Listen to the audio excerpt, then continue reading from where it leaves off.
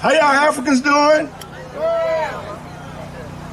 I was listening to y'all say Black Power, and it reminded me about 55 years ago when I was walking down the road, the dirt roads of Mississippi, saying Black Power, myself and a couple of other people, and they were shooting at us and throwing bombs at us. But today, our people are talking about Black Power all over the world. And from Black Power movement, our people burnt down all these cities in the United States. And there were hundreds of people laying in the streets dead, being shot down for burning the cities down, for shooting at the government and fighting for Black Power and fighting for our liberation. Our people have died fighting for Black Power, and Black Power ain't nothing to play with. I want all y'all talking about Black Power. I want you to support the movement. I want you to learn.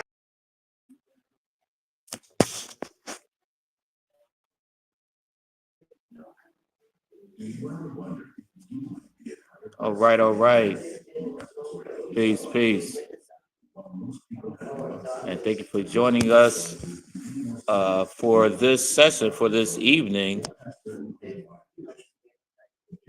And we are live at location.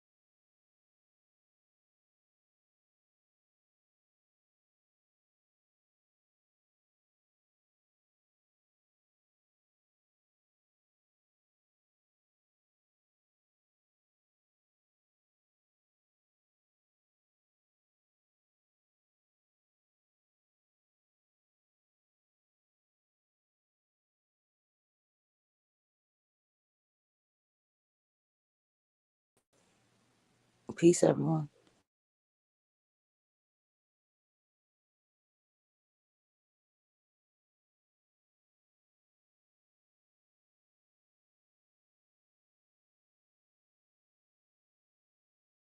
I am very much looking forward to today. I hope that y'all are as well. Greetings and blessings.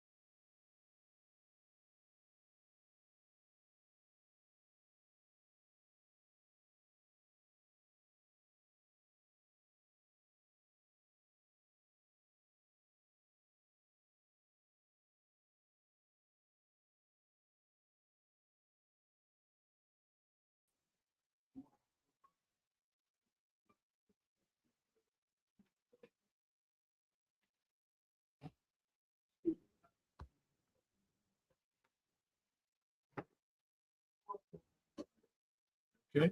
Well, Yep, got it. it over to Sister Empress. There we are. Okay. Okay. Be careful you don't unplug any of them other things. Oh, I didn't. I didn't. Okay, all right. But yes, yes. All right, looks like. All right, I'll wait for Sister Empress to get her device together, get that set up properly. And I'm going to turn the mic over shortly to her. All right. Like I said, I'm going to be setting up another device, another camera, so we have another angle here.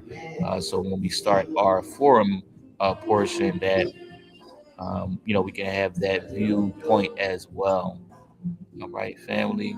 So and let me check also. I'm going, wearing a couple different heads here, but I want to check also with our live streams on Facebook as well as YouTube. So let me come in again from another device. Let me set up my my other device as well. Let me just come. Let me see if there's anybody that's in the rooms. Let me check out YouTube and let me check out Facebook Live.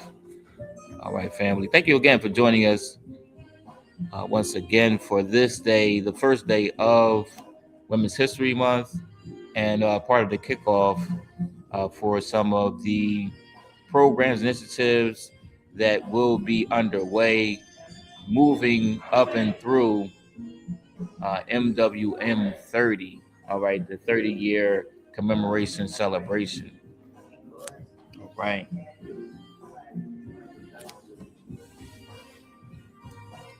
Okay.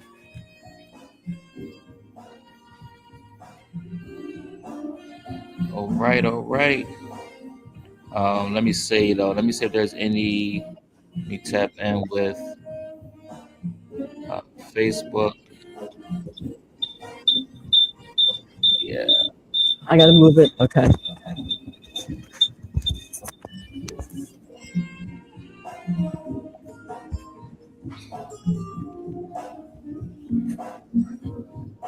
All right. All right. Getting the audio right, family. Getting the audio right. All right. Setting up a couple more devices. So just getting everything synchronized with the tech. All right. With the Brother Lumba, do we need to have Brother Kevin to turn down the music? Okay. Or, Yes, we can do that. okay. All right.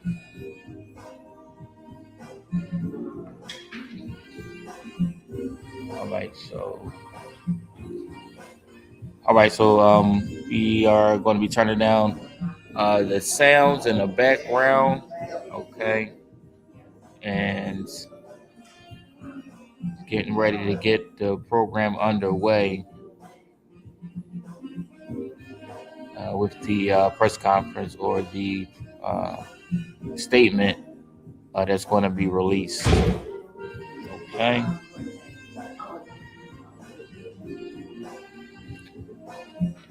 All right, family. Once again, we are here, and let me see if I can. Can I change my camera? Can I see if I can change my camera perspective, my camera angle, uh, so I can show the different angle. Okay, rear. Okay, all right. Um, rear camera. Why is it not? That's right. I can. Oh yeah, yeah. Okay. I did want to show y'all. Okay. Sure, sure. All right. So we have Sister Empress, and let me see. Give me one. Visual effects. Hold on, I gotta take off. Let me just go none. Okay. All right. So no, you're because that's gonna be in the way. If you good right here, then that'd be good. Okay. All right. Yep.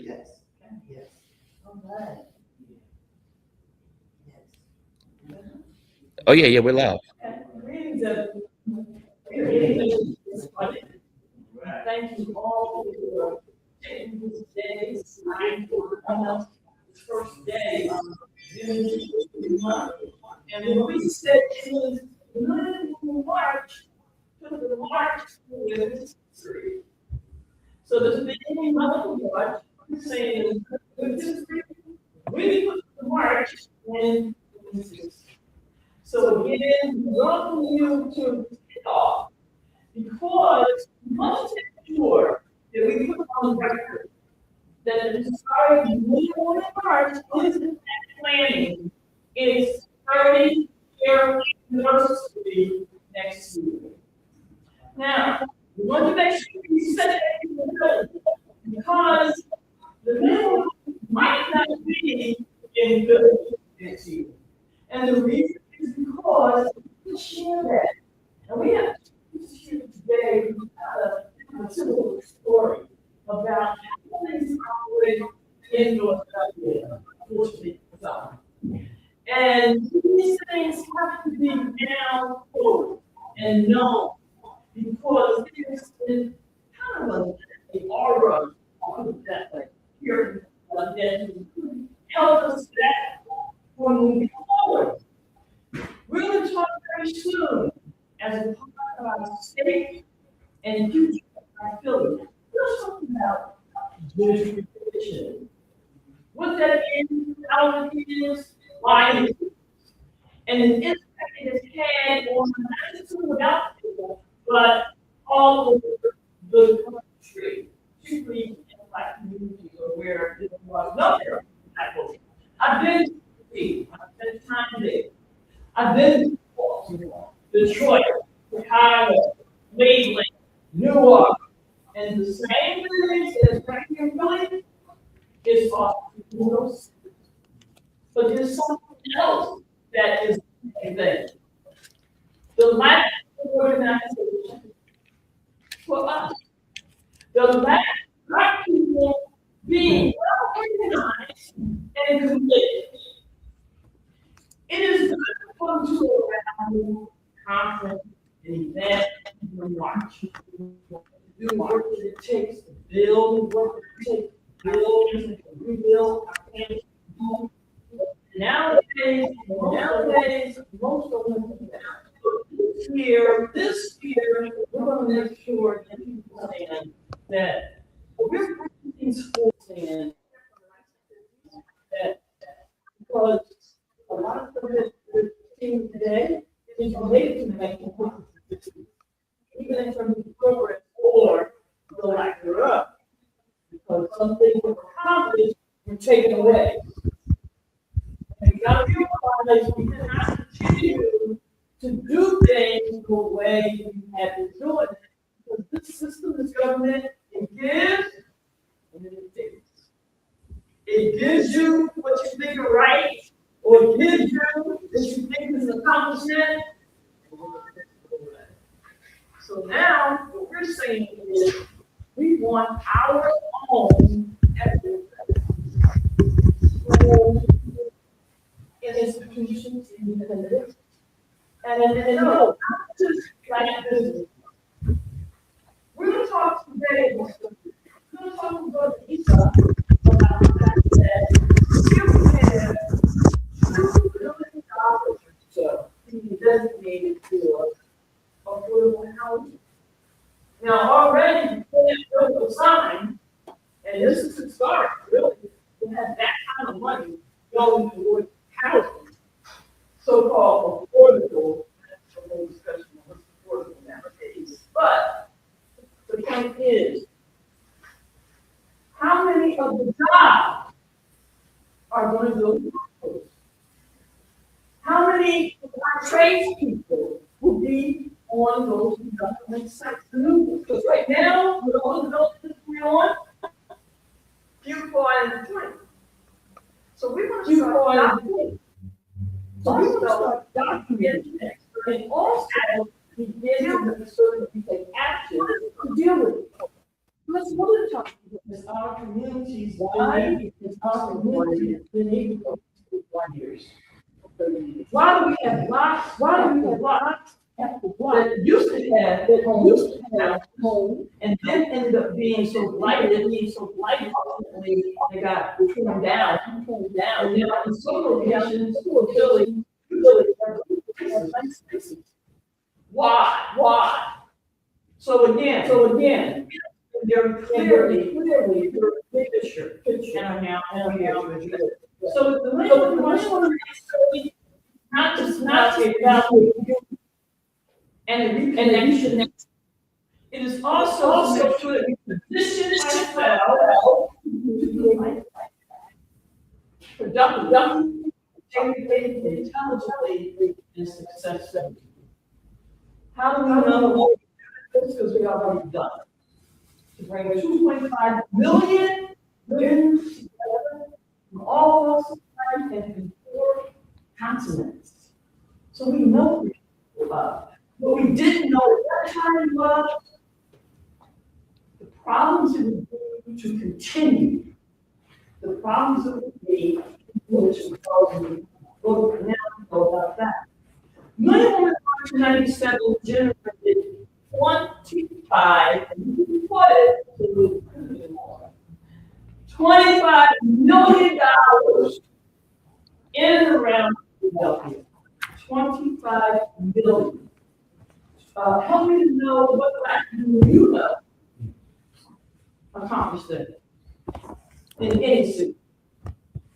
But yet, the city of Philadelphia, for whatever reason, after generating at least $25 million, felt no need to really support active launch. So now, we have to ask ourselves, why? Why would you not see 20 Black women and girls, primarily, yes, but primarily 2 million Black women and girls, why would you see $25 million minimally, and then as responsible officials and leaders, organizers do not want to get that credit? So, we took the time over the years, family, to figure it out, and we have. And another reason why we don't have much in the city, other than the crumbs that have been arrived. There's something here in Philly, and it's also in other cities. And that something has to do with pettiness, backstabbing, betrayal, and treason. Yes, I said it. While others will not. But most are depending on grants for response. So they can't say certain things. We never had a grant and never had a response. So we say whatever you know what we want to say. So with that, we take the time to document the people that we've contacted over the years, the information circulated over the years, and the responses of the lack thereof. So we can tell you what council person we've attempted to meet with over the issues of, say, for example, public safety as it pertains to the missing, kidnapped, violated Black women and girls. We can tell you and show you who we attempted to meet with and talk with that are church leaders or faith-based people, community groups and organizations. Some of them are anti-violence and are getting funded for programs. But yet, when it comes to our women and girls, there's no program. There's no effort. We can also tell you about some of the people in communications. Newspaper, radio, our people, they look like us, that we reached out to over the years to meet with, to collaborate. And we can also tell you and fell on deaf ears. So now, why again would that be? Why are they not here today when we sent the information? And again, the reasons for that is because, or one of the reasons is, there's machinery in Philly as opposed to other cities. And if you're not a part of the clique, or a part of, this over here, or whatever over there, we're not going to get the support because they want to make sure that things are kept within a certain realm. And that certain realm will be either controlled by an institution that's controlled by our enemies, and or political parties, corporations, and citizens. Lastly, before we make this announcement, is anyone not familiar with the term of the word bootleg? Have you ever heard of the term of the word bootleg? Oh, okay, great. This has been around for a while, the word.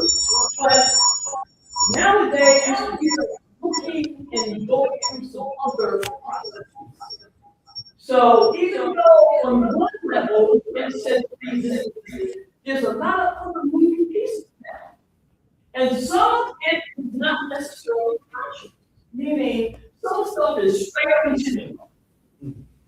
Some stuff is almost like virtual or happening almost like Moses, or in other words, you don't necessarily know that they're part of the problem. So we have now a whole bunch of other stuff going on. So we come up with, we believe is at least a possible solution, and here it is.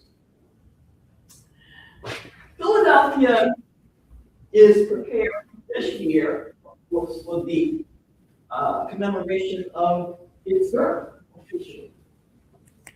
Philadelphia also was the home of first, many firsts. First library, first museum, first hospitals, blah, blah, blah. And of course, they weren't first of that type ever. But like other cities, Philadelphia is getting ready to have something called Africa Town. Right? Now, if you go to Chicago, you'll find Town, Chinatown. Of course, the city has a Chinatown. Right? So Philadelphia is now looking at developing Africa Town. Well, there is a lot of conversation that will soon be had about that. It's a wonderful thing, needless to say. Because of a business, it will give Black business, African business, Caribbean business an opportunity to do various things. But here's the question. Those who are descendants of enslaved people, what benefit do we have from any of that? Where is our statement in that regard? So recently, and Sister Kim is here, who was there to launch the Freedom campaign. Well, and we applaud that. We take every step to us getting closer to what is rightly ours and justice is applauded. We should support it. But there are also other things that can be done and should be done. And so while law says that based on the First Amendment and so forth, the freedom has the right to do maybe in our city, that is if in fact you still think that this government is trying to do right thing by you. So to continue to just utilize those tools doesn't make a lot of sense for some, including myself.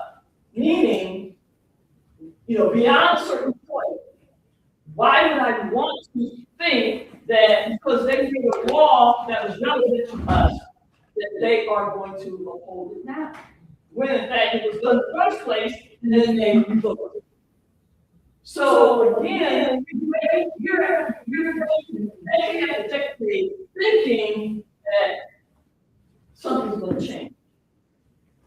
When in fact, in 1964, the voting rights legislation or whatever was written, and look at what happened 40 years or so later with the new laws about that.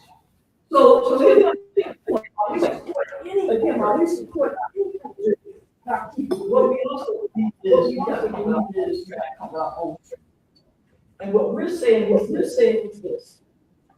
There are hundreds of private property in Philadelphia and in other cities. We're going to say Philadelphia. Hundreds of vacant properties and land. We call, what do they call it? Lots. Lots. They have other names for these spaces that are where there's nothing there. Now, why should the developer, live it and get all of that? What about the people who have the right to be there? And what things can be done to repair? So with that said, while others are going back and forth with attempting to establish a commission or another study, and you know, HR 40 is more than 40 years in effect. And HR 40 legitimately put into place the study for reparations. So here we are today waiting for commission studies on things. We're saying let's create a goodwill effort and a goodwill strategy so that as we approach government, in this case Philadelphia, we say do something that is going to show an act of goodwill while all this other stuff is going on. So that means approximately 30 schools are being designated to close another 30 schools. What if we're organized as the descendants of those who were violated and say, we want to be repaired. And here's the way you can begin doing that, because here's a building over here, a building over here, and a building over here. We want those to start with. So while you consider selling them to the corporations or to other entities, we need to get versus. That enables us to do education, arts and culture, training, and other things, health services, etc. There's a building in West Philly that has been sitting for over 30 years now. It was a library right off of 52nd Street. It's been sitting there vacant, falling apart. Why would that be in our community when they put the new box? And no, we approached things like, well, she's in office. We, after that, approached J.D. Pierre, and she's in office. So again, now it's been switched over, and it's now in Coach Jones's district, because they rezoned it. Again, to have a viable building in our community that could have been used by us, by the community.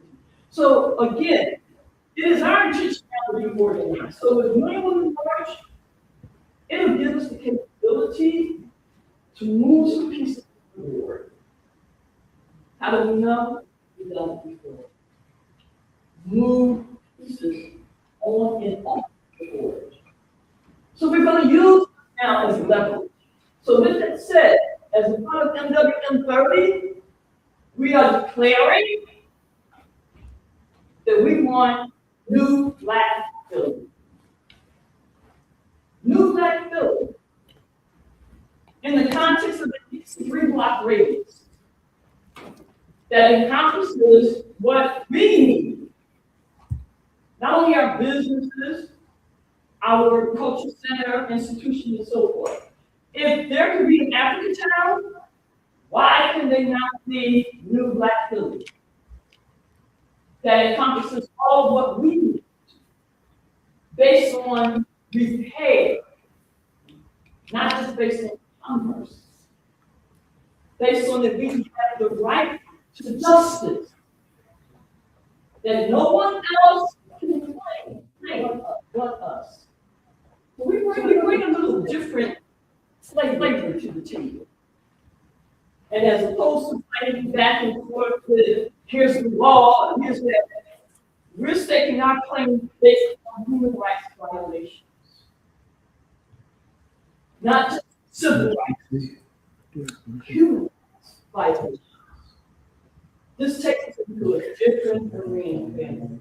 So we have to make sure you heard it from us today that we charge genocide.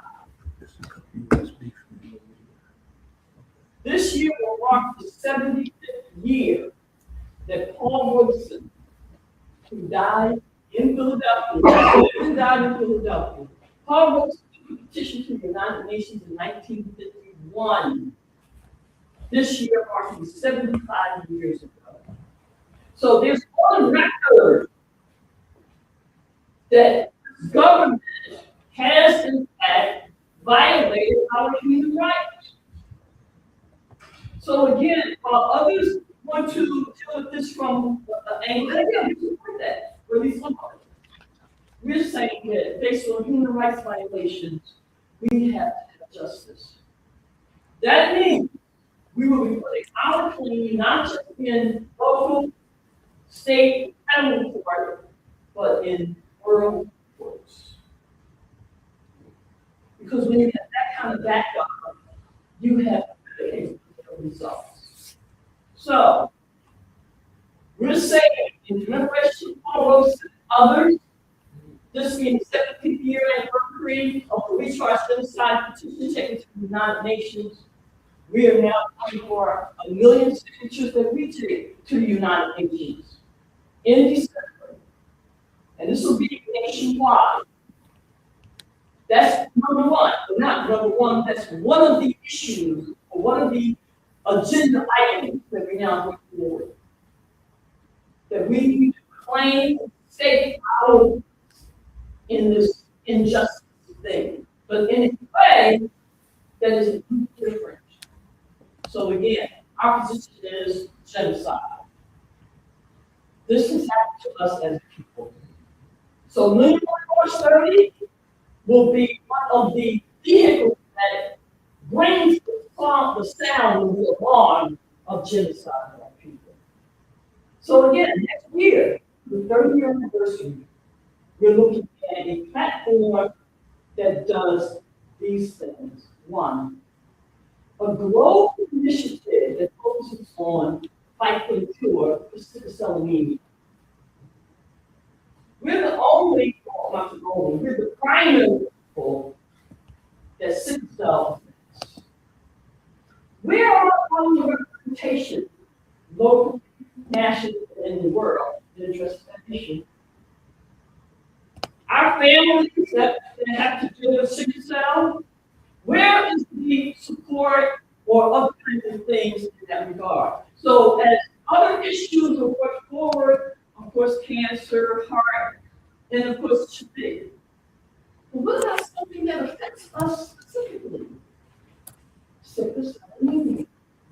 And do we know that if one person has the trait and another person has the trait and they don't know, do you know what happens if they have a child? 9 to 10 the child is going to have sickle cell. Do we also not know that right now there is research being done and it's primarily to deal with the symptoms? So once again, how are we involved? And even from an investment standpoint, again, representation. So again, for a international project that addresses the issue of sickle cell anemia, that puts us where we need to be able to offer provide services, as well as to be able to provide education, information, training, other things. So again, on March 30, we will launch the International Sickle Cell Anemia Campaign.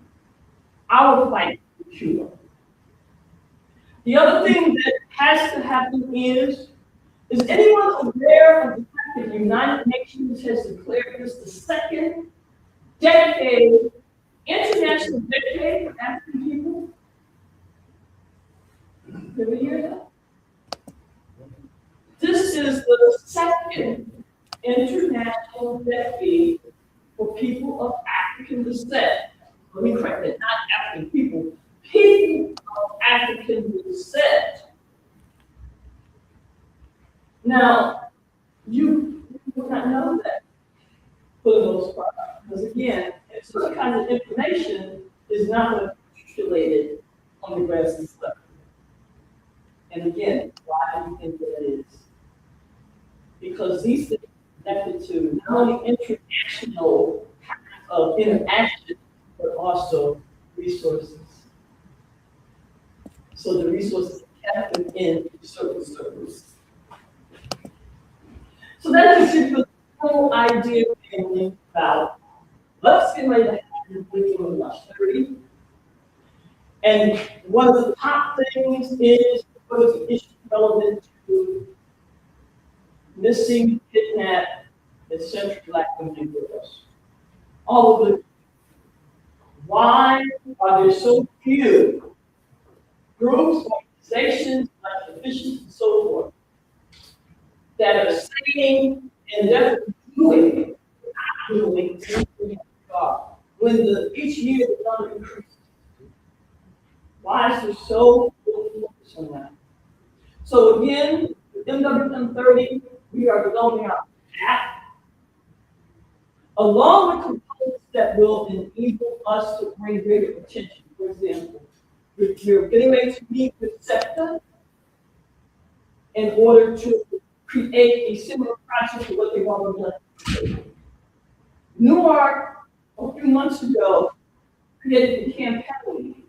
It was January, actually, I believe it was January, which was the National Month of Prevention of Trafficking, human trafficking. So Newark, New Jersey created a campaign where on public transportation, you had signs. We want to do something similar, but put the photos and information of our missing women and girls on separate buses, trains, and so forth. For October. This will be one way to begin to make certain that the information about who's missing, etc., can get circulated throughout the city very easily, because it'll be on public transportation apparatuses. So we come up with ways to address this.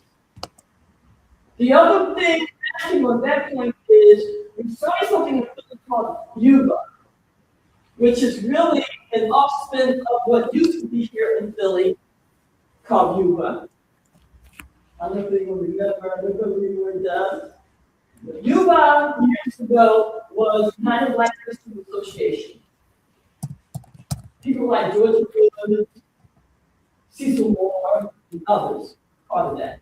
This is when you had politicians that was really about people for real, and knew how to make Black business in such a way that you could do things in the community, including create elected officials that begin to evolve at the time. So what we're now doing is not doing that, but advancing with our youth. And it is United Black Business Association and Alliances.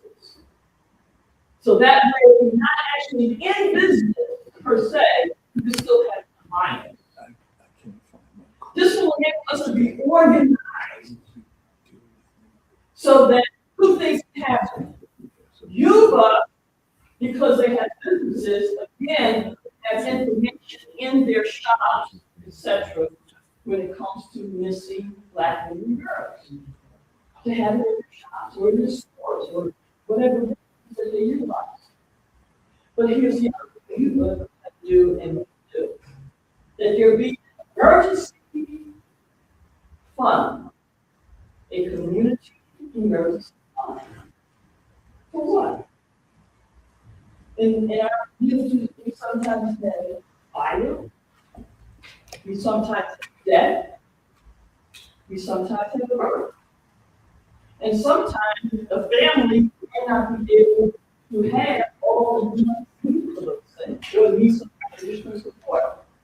Why should our Black businesses be responsible enough to be able to pitch in a small amount monthly that creates a fund? An emergency fund so that our community is someone in the community is in need of something, there's a few extra dollars over there to help with the funeral arrangements, or with the birth, or with the illness. This is what community does. And this is why we don't have the community that is really vital and responsible at this point in time because of these kinds of things. So this we get a general idea of what it is we're doing to bring people. Now, lastly, and then if you have questions and comments, we're going to talk with Brother Issa, and hopefully Brother Lee will join us, and we'll talk with Sister Kim, because one of our major things is change. Change in such a way that it not only is going to be now, but for the future. And that takes work and commitment. And so we know right now that most folks in Philly are reactionary. They will come with something exciting or something that will not, have them have to do much. And this is another student too, by the way, but we're going to change that. And so with that said, I'm going to introduce to you two other things in a few moments. But before we do, again, I want to thank everyone who's come today. I want to remind you that one of our kickoffs today is our National Black Women's Hall of Fame. Again, this is Women's History Month. But what we've learned is that our women are not really honored in the realm of history and haven't been for decades. This is why here Brother Malcolm has said over 60 years ago, the most disrespected person in America is the Black woman. Well, we know that fact. But this is why MWM is stepping up now to ensure that we change that. So with that said, our National Black Women Hall of Fame. Now, it's national, but then there are also regional. So for Pennsylvania, Philadelphia, Pennsylvania, we're going to announce to you who our nominated inductees are. Two of them are here today. Because we need to make sure that we keep our history accessible, available, and it's taught. And we have two women with us today who made history. But you wouldn't know it. Because the history and accomplishments that we make as women is not considered to be of much value unless you're in certain circles. And then, oh yeah, we'll push it down because it'll benefit that group. And so with Women Building March, we make sure that we deal with the grassroots through the glass ceiling. So it's all inclusive. And we don't get those sisters that walk the streets, that rub elbows with the everyday common brothers. And we make sure that they're highlighted and given respect and honor as well. So today, we're going to meet two of those sisters. Both whistleblowers, which is a whole other thing. And that's something else we have to address. That when you stand up, step up, whoa, you be careful, because there's a lot of backlash that goes with that. And this is why we got to now, as women, get each other's backs. not stab each other in the back. Because I've been through that one too. I'm sure many of you have at some point in time as well. So we make sure that we help get each other's backs in such a way that we lift each other up. And so that's it. Again, our campaign for 1 million votes is now in effect. If Black women could raise billions of dollars for a candidate that offered nothing, gave them nothing other than, a lot of conversation, but nothing really tangible or nothing really, committed, then certainly they can support something that is shown not in historical significance, but consistency, integrity, etc. We're talking about the Women Marching Person movements. So now today, we're looking for 1 million members. You know we could do 1 million members, and again, support members. This is not even active support. That means you just pay your membership dues for 1 year and you're done, unless you do something else. Membership is $30 for the year, for the whole year. It's minimum cost $30 for the entire year.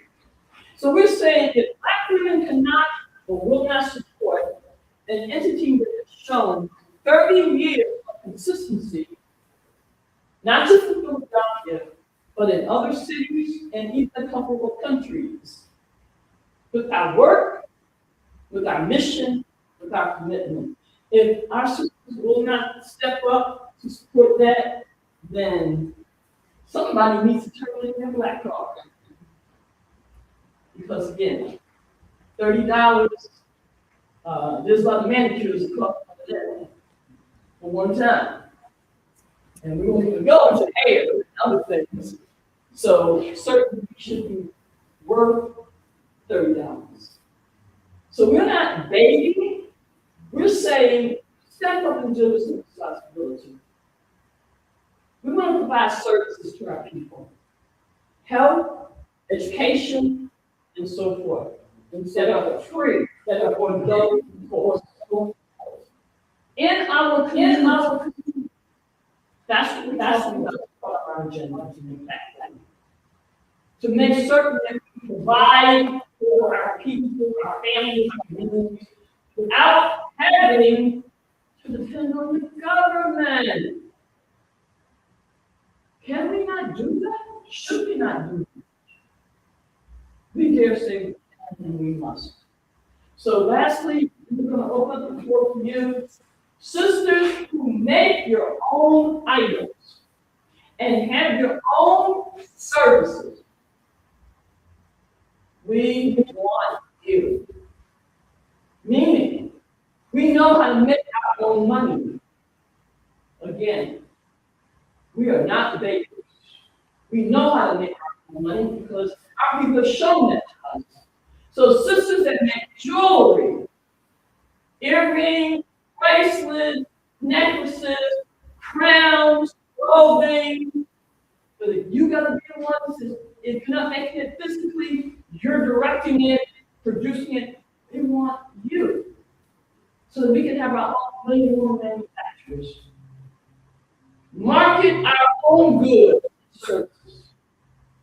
If a sister has a service she's providing, cleaning, cooking, consulting, we want you. So that we can market you. But in whatever city you're in, today technology is not a problem. Again, why not support one another? And then we raise our own monies and do stuff. If you are a speaker and you're looking for speaking engagements, you now go to the Speakers Bureau. You're a consultant, that too. Again, in establishing the Living Watch Universal Movement, we're developing our own everything. So I'm going to stop there and see if there's any questions or comments, and then we're going to talk to some of our panelists that we call extended family. Any questions?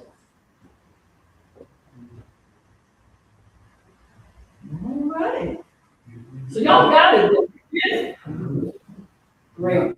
Okay, great. Again, we are solution oriented. And so we can talk all day and night about the problems, and we will continue to talk about the problems to some degree. But we will also talk about what has to be remedies, what has to be resolved. Sisters and brothers in Philly, if you're interested in running for political office, we want to talk with you. If, in fact, you are really for our people. And what I mean by that is, you want to deal with our agenda, not the party's. We want our own candidates. Those who dare, those who care, that are in our communities, that will represent us. For real. Not this two-foot stuff that we got going on. Now again, this is a little different from what most are used to. But maybe much is different from what most are used to. So of course we won't be out of bounds.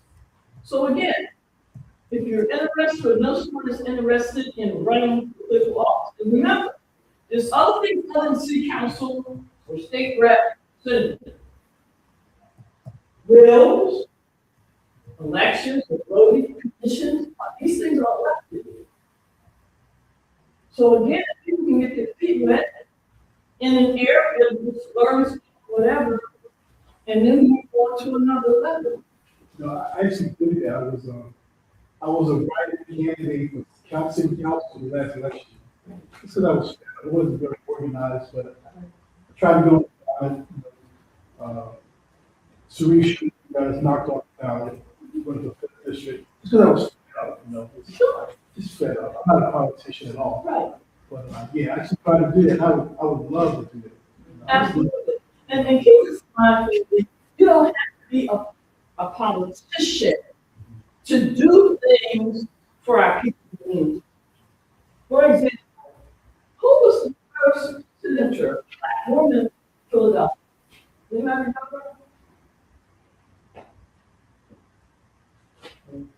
Okay. Her name was Roxanne Jones. Now, was she a politician per se? No. No. But you know what she was? She was a heck of an organizer and a fighter. That's what she was. So she didn't know, but she knew some other stuff, right? And was able to do what she knew she could do. And it was incredible. And there were others like that. Dave Richardson, Representative Dave Richardson. He wasn't a politician. He was in the community. Right, Sister Kelly? He was Brother Dave. He was a black man. And black power, etc. So you don't have to be a politician like this other stuff. And even the people before them, they weren't politicians. But they knew to do the right thing, or they knew what to do for our community. So this is what we're talking about. Those who dare, it's time to step up. So we're going to leave it at that for now. We'll keep everybody abreast of the upcoming sessions, and we will say this. Any city that wants to welcome William Wilberforce III, we're open for business. We're open for business now. We want to do business, and we say do business with the divine USA. United Sisters of our Abraham. That's what we're saying we are representing. So again, we're not stuck on Philly. We've been talking with Chicago, we've been talking with DC, and so hopefully, Mayor Parker, she wasn't in place when we did it before and afterwards, so hopefully now with the new administration, maybe things will change, because the last couple of ones, we couldn't get nothing done. So hopefully that will now change. But it's okay, because somebody, some entity is smart enough to recognize that a million home march could be very beneficial to their city. So now, let the game begin. All right. So we're going to register today, March 1st, 2026, and announcing the Million Woman March 30. We'll be preparing for the rest of the year, in 29, putting committees together, etc. And we'll keep you all informed as we proceed. Again, membership is now open. Support membership. All we need to do in support is $30 for the whole year. That's less than $3 a month. Brothers, you get a gift for your sister, your wife, your daughter. This is Women's History Month, and we'll run this campaign in a real progressive manner from now to Mother's Day. Because we say, the original mother, we're taking our rightful places. So with that said, I want to invite our sisters to come up, because they're going to share with us very shortly. We want you to meet Sister Diana and Sister Mary. We'd like you to come up because we want to talk with you about you. Again, we talk about warrior sisters. When we talk about sisters that have made accomplishments, pioneers, who have spoken out against injustice, we want to make sure that we highlight that, because today, where's our freedom makers? Elevated. Where are they? So we want to make sure that we now highlight that.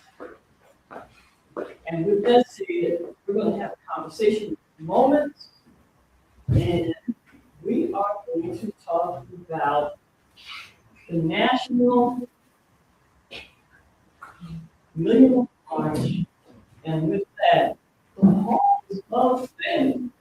And for Pennsylvania, we have the names we're going to meet for reduction. So, before we get ready to talk with the sisters that are here, I'm going to tell you who two of the three of the announcements are. And there will be, for me, March 29, there will be the gathering to recognize them. So, they are Sister Roka Mike. For those who do not know who she is, she was the owner of the Blue Horizon. The Blue Horizon here in Philadelphia, which was one of the top fighting entities, really platforms in the country. And she was the first fighting promoter. Okay? So he is nominated as one of the adoptees. And again, for really March 9, we will, in fact, do a ceremony in that regard, if in fact they should accept their nomination. The other person is Dr. Sonia Sanchez, who of course is based here in Philadelphia, but is known internationally for her writing. The other person that would be, or that is nominated, is Sister Deanna Williams. Deanna Williams, for those, have y'all ever heard of Black Music Hall? Well, if it wasn't Deanna Williams, probably wouldn't have heard about it. Because she was a sister, before it became all big, she was the one lobbying and fighting for there to be recognition for Black music. And it was Deanna Williams that really helped to bring that into fruition. Okay, so those are one other one, and again, Joan Myers Brown. Is it with that name? Joan Myers Brown. See, that's why I'm saying again. This is Philadelphia history. Joan Myers Brown is the founder of Philadelphia, one of the oldest Black true education training in the U.S. Philadelphia, right here in Philadelphia. And she's still, and they're still training, like regularly. So these are women that we want to make sure, no, they were very pivotal in what they did. And now, again, we have two other sisters who I'm sure you don't know. I know I did, and I do a lot of research. I do a lot of research, and I have not heard of either one of these sisters. So just go to show you that there is an intent on there not being information circulated, but people who are not used to control. So I'm going to have Lumumba introduce the two sisters, and then we're going to talk to Brother Issa about some of the issues, and particularly why are there so few Black folks on these job sites, these construction sites, development, etc. And what that we can do about it, and hopefully I'll be able to chime in on that. But I'm going to have Brother Lumumba introduce the two sisters, says he was the one that brought them to pay attention. Again, I had not heard or knew anything about these two sisters right here in Philadelphia. And it just goes to show you that Black women, we're not doing the job that we should be doing, could be doing. And we have to kind of change that. So, when you're ready.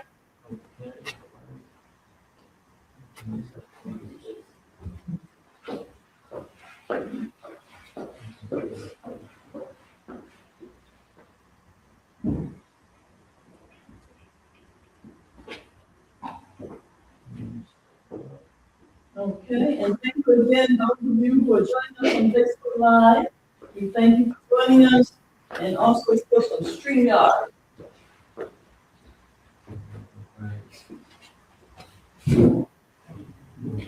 We got a comment from Sister Jay Renee. Anyone wants to drink, it will be a phenomenal thing to witness and be a part of this time around. That woman should try to attend this pivotal moment in history where we can fellowship and learn from each other and show our true power. All right, shout out to Sister Jay Renee in the stream, in the yard room, as well as Sister Tamara. All right, let me switch my camera orientation. And give me 1 second.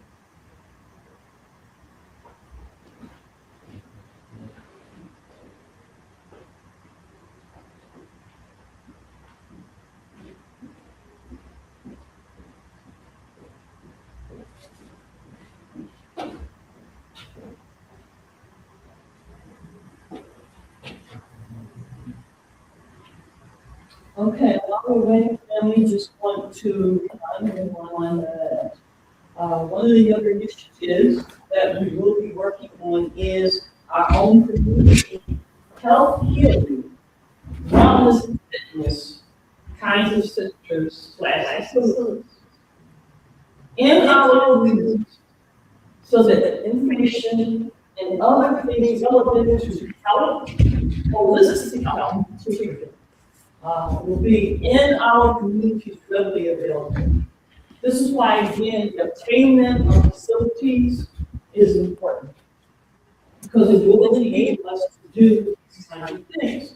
So since we know that there are in fact vacant properties, and some of them are in still very good condition.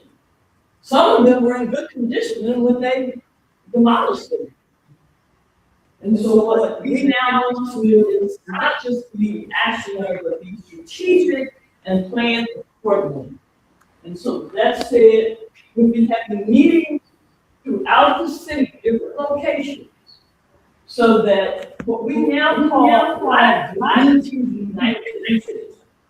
This way, anyone throughout the city of our people that want to be involved, ready to do some things, they can now be a part of Black Communities United.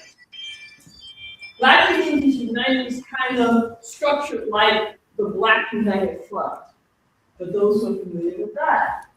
And again, Dave Richardson, Alak Patel, and others were involved in that years ago, which is how certain things got done during that time period.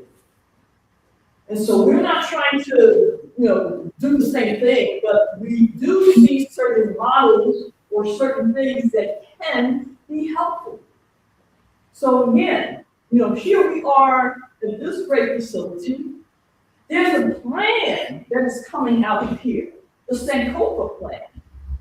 So what we want to do now is to connect with similar and like minds. So by having Black Communities United, each group can do what their mandate and agenda is, and as a collective, we can make the decision on supporting each individual kind of project, collectively though, and we all take turns. Like if Brother Leroy has a plan, Brother Issa has a plan, Sister Diana has a plan, we can bring that to the group, Black Communities United, and then decide, we want to support that. And now we can also look at the city you're in, we can agree we're going to support this Black man and woman in the project that you're working on. That's organized. That's not reactionary. That's not, oh, we did that. No. That means commitment. And so again, we're introducing a Black community. And again, Brother Malcolm X told us that we need to do things in a certain manner. So we're bringing that into the 21st century in such a way that, again, each entity will still have its own autonomy. But as a collective, we will vote on the projects that we want to support collectively. This makes sense. And it not only makes sense, we better be doing something, particularly these next 2 years. Because if we're not, best believe our enemies is going to take full advantage of that. Okay, we are ready to roll to talk with, again, 2 of the sisters who have been nominated for our Pennsylvania Black Women's Halls of Fame. Brother Moon, again, did you want to introduce? Yes, indeed. Yes, indeed. All right, give thanks, family, and thanks for joining us once again.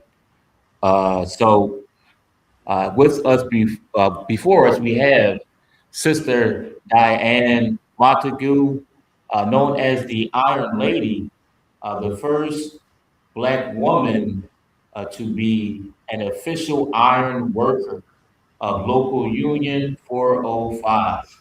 All right. And we also have with us today Sister Mary Muzan, all right, a former Philadelphia police officer and a Black woman contractor extraordinaire. All right. So we're going to be hearing some of the testimonies based on some of their history and some of their work here in Philadelphia and some of the trials and tribulations as it pertains to being strong Black women and dealing in some of these, some of this work and dealing with some of these institutions. Okay, some of the struggles, some of the battles, some of the trials and tribulations and perseverances through their development here in the city of Philadelphia. With that being said, I'm going to come to Sister Diana first. So if you could just give us, kind of give a brief introduction, but if you could just give us a little bit more background information on yourself, kind of any other additional information that you want to share with the family, and we can start there. Okay. Well, hi everyone. My name is Diana Montague, and I'm the first female iron worker in the city of Philadelphia in over 100-year history, union iron worker. My career started out 1985. I went to welding school, welding trade school, and then I went down a Navy Yard and traveled around with the Navy, around to different shipyards around the country.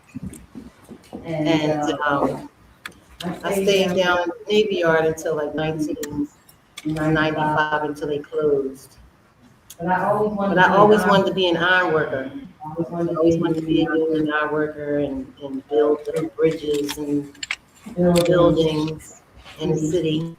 And so after the yard closed, I still wanted to continue on, but no, let me back up a little bit. After the yard closed, a new company came in, shipyard, which we built ships from the ground up. So I stayed with them and I did robotic welding. I built ships with the robots. And then after that, I said, well, I still want to be an iron worker with the union. And then that's when around 2005, I went and joined the iron workers, local 405 in Philadelphia.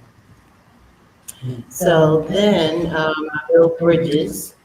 Yes, I built bridges and also building foundations. And then in 2011, I started my own construction company.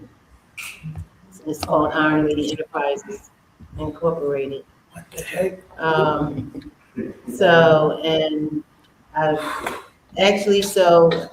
I couldn't hardly get any work here in Philly.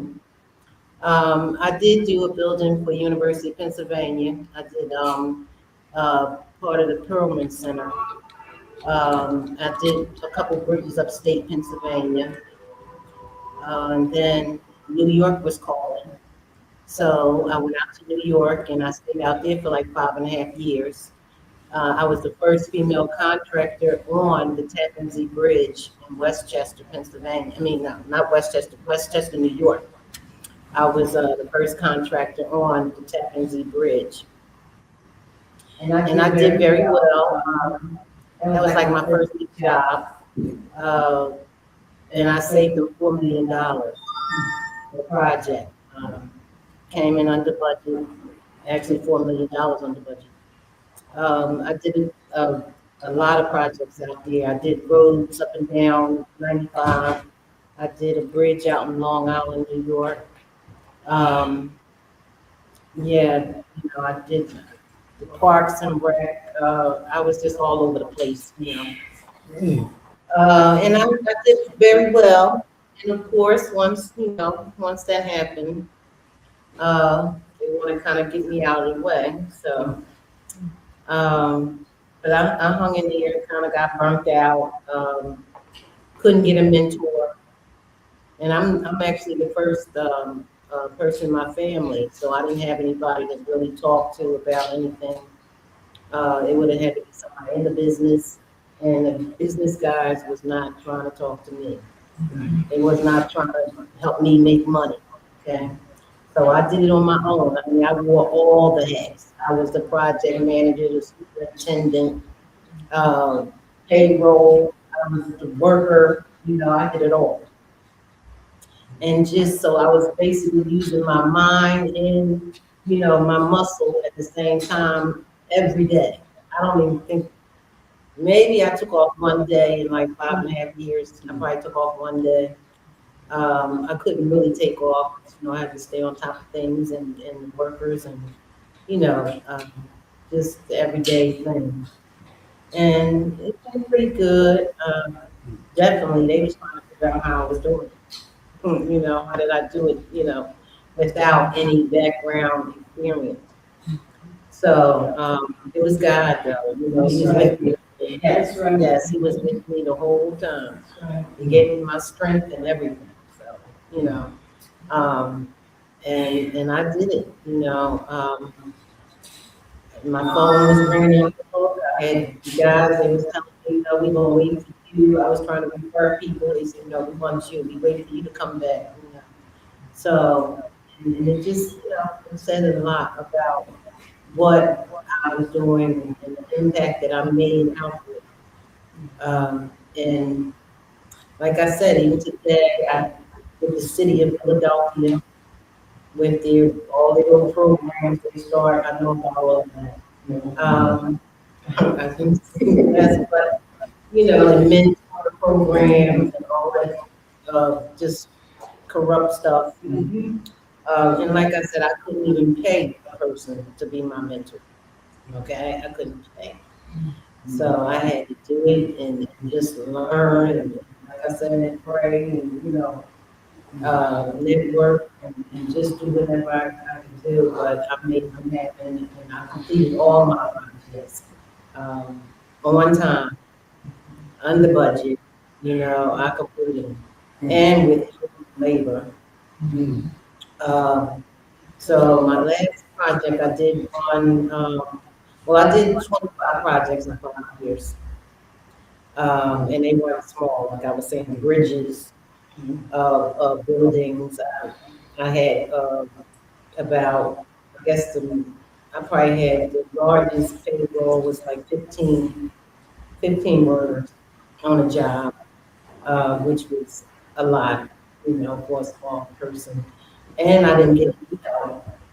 I didn't hardly get paid early. Wasn't gonna get paid early. So I didn't get paid early and I didn't get any help from the union as far as payroll help. I had to do it, by muscle, and I just did it right and honest. I didn't go in there, get some money under the table and, get paid early. No, I got paid in maybe one job was 30 days. Most of them was 96 months. I did a job at PennDOT and I had to go 2.5 years. Okay. And that was on I-95, Cotman Avenue. I had to wait 2.5 years for that little money that I got from them. So they stretched me out. Okay. I didn't get any breaks, but I hung in there and I did it. Okay. And it just, proved to myself that, with perseverance and hard work and dedication and all that, you could do it, Thank you, Suzanne. Okay, so that gives you a general idea of the kinds of things that happen here in Philadelphia. I'm just going to ask this one more question. We're going to go to Mary, and we're going to have Brother Issa to comment and share his concern. And then here's the question. With all of that you've done, capable of, and so forth, what type of support have you gotten from Philadelphia? Be it elected officials, be it groups, organizations, be it whatever. Be honest. This is true time. Okay. Well, like I was mentioning the mentoring thing. They kind of was trying to help me, I guess, with the mentoring program, but I didn't hear from the person for like 2 years. It took them 2 years to get back to me just to say that they wanted to mentor their daughter. Okay, so this was someone, and they kind of wanted me to wait and hang in there instead of giving me someone else. And I was on the road and I needed that person. I needed somebody to call up, talk to, help me get out of a jam or something like that. And no, nothing, Thank nothing. you. Mhm. Okay, so much for the city of brotherly love and secure affection. Nice mottos, nice cliches, but in actual practice, leaves a lot to be desired. All right, let us move over and talk to Sister Mary. Sister Mary, tell us a little about you. Okay, first and foremost, It's kind of speak of the kid. first and foremost, I would like very much to give you a hug and tell you, um, you inspired me, even though my resume nowhere near what you dealt with. But if you were around when I tried to pursue what I was trying to do, we might have conquered something. I'm a mother of five, military wife, traveled from Texas to Alaska. Uh, I stayed away from Philly for about 6 years. And upon my return, I had to reestablish my residency. Um, I've always wanted to be a police officer as a kid. I was I was told that I couldn't because I was too short and too skinny at the time. But when I did get in, I left uh, a school for construction, and that was a hobby for me. I also, in pursuing my career as a police officer, I obtained a property from the city, a dollar property as they called it back then. So it's a 7-bedroom house detached. And during the process of my training, I obtained this property with nothing, no doors, no windows, no floors.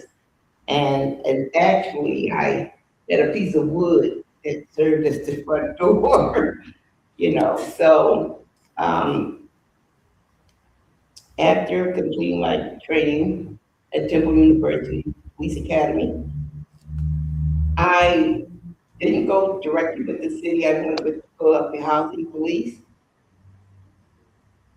And during my time there, from day one to the day I left, was complete sexual harassment.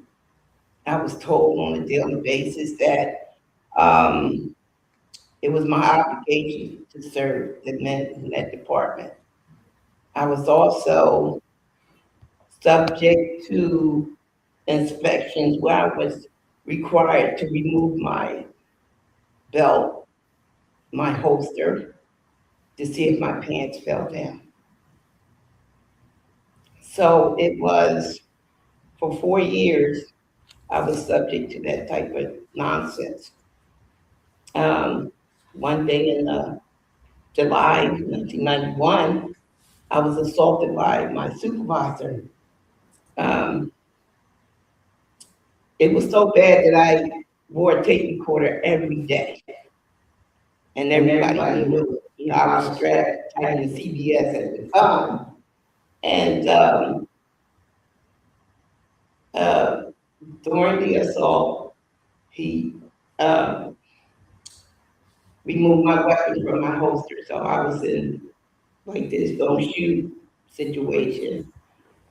And my attempts to contact other officers, he jumped on me. And at the time, the whole situation was being recorded. I was charged with every charge you can get charged and taken to Southwest Detective in full uniform. They knew something wasn't right. I went to the roundhouse, and if anybody familiar with it, you take nothing to the Brown House.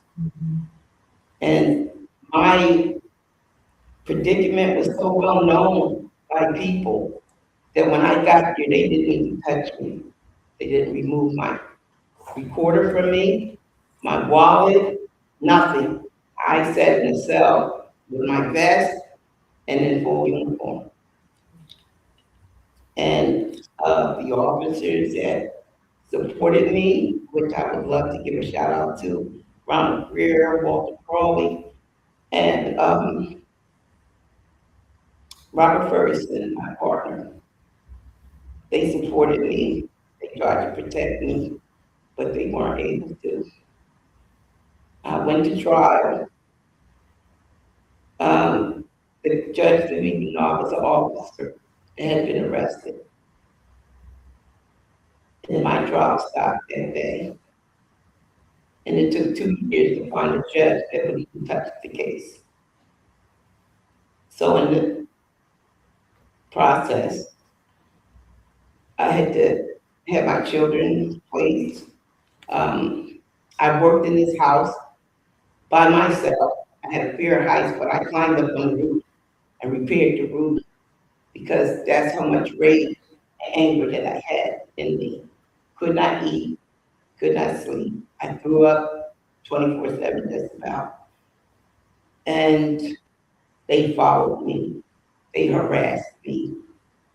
They made sure I didn't get any type of public assistance, unemployment, nothing. 2 years. And it was someone in a police academy class that heard about it and asked Visions to do a story. So if you want to research it, you can. And when the story played, I was just walking the street aimlessly when the story came out, and it was people waving at me, like, okay, I'm nutty, that's all right, you know.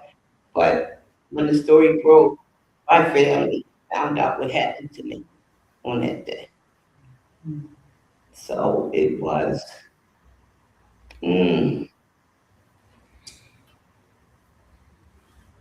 I really can't even explain what, I was in like in another world, walking around aimlessly, but trying to maintain this property for my family and myself. So after 2 years, I was vindicated. I got my job back, but I never returned. So because contracting was my hobby, I did that to survive. And so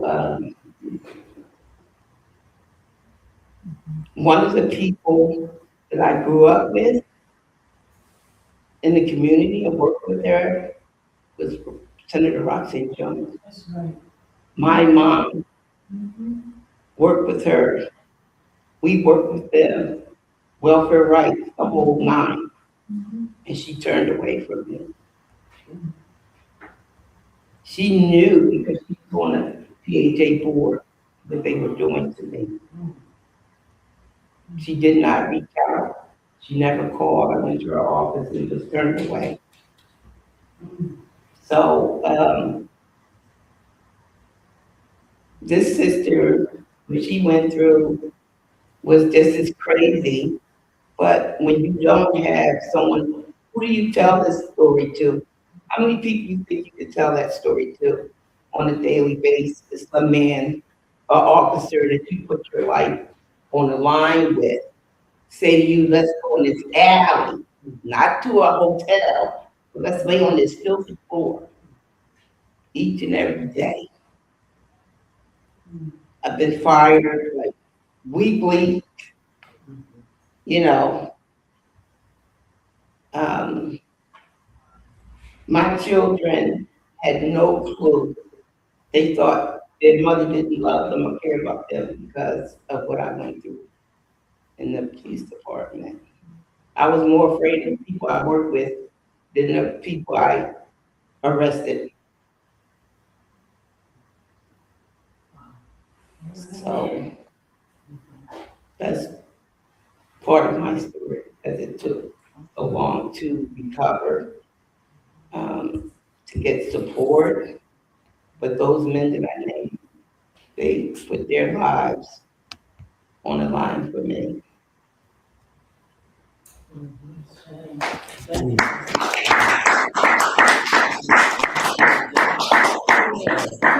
Right. So once again, and this ties into what Brother Esau's going to talk about. It ties into some degree in terms of construction.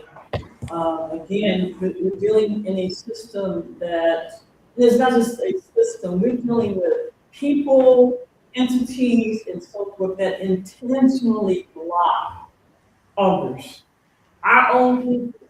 So there's the big picture of the enemy that we're very familiar with, but then there is also another element that needs to be made clearer. And so again, I want to thank Sister Diana, I want to thank Sister Mary, because to hear their stories is a start. We can't heal if we don't know the truth.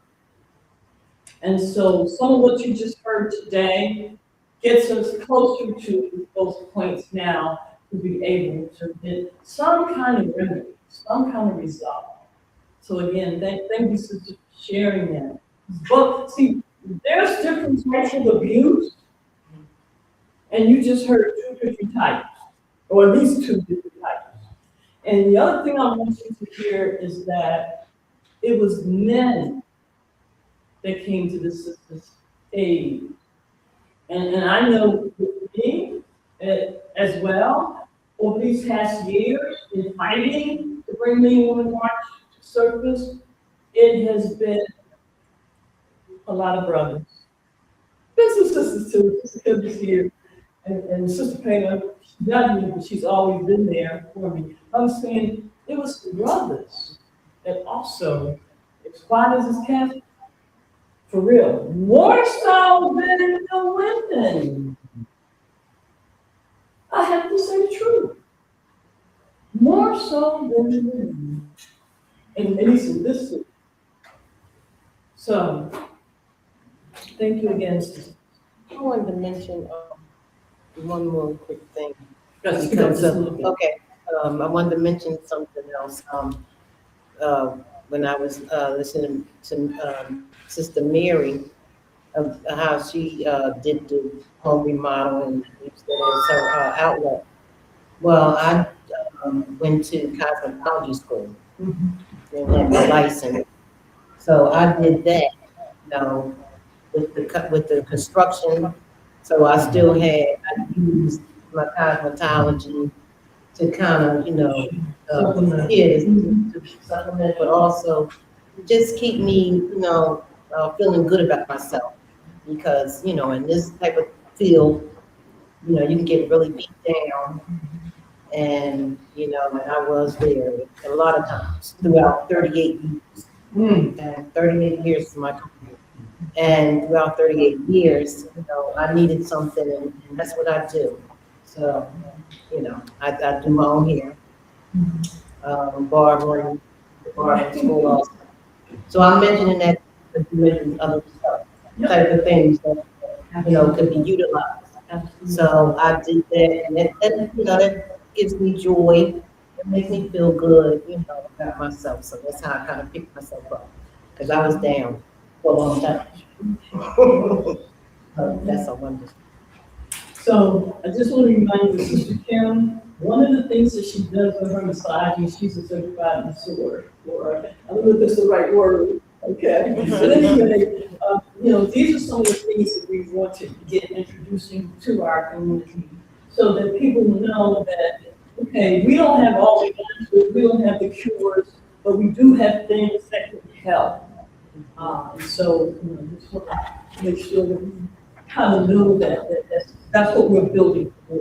Because a lot of us are going through different trauma, different stress, and we gotta find ways to make sure that we're able to navigate through some of that stuff. So thank you again, sisters. All right, we'll go over to Brother. And one of the things that Brother Easter brought to our attention is, he was out and about. and did a posting. And when I saw it, I was like, this is real interesting. We need to really bring this into the forefront. And so he was on a site, well, he was near or at a site in Philly where they were doing construction development, right? But what he noticed was, oh, where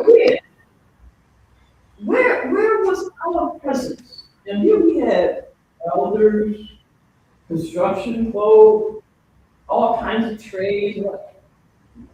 Where are where's the hiring? Who's doing the hiring?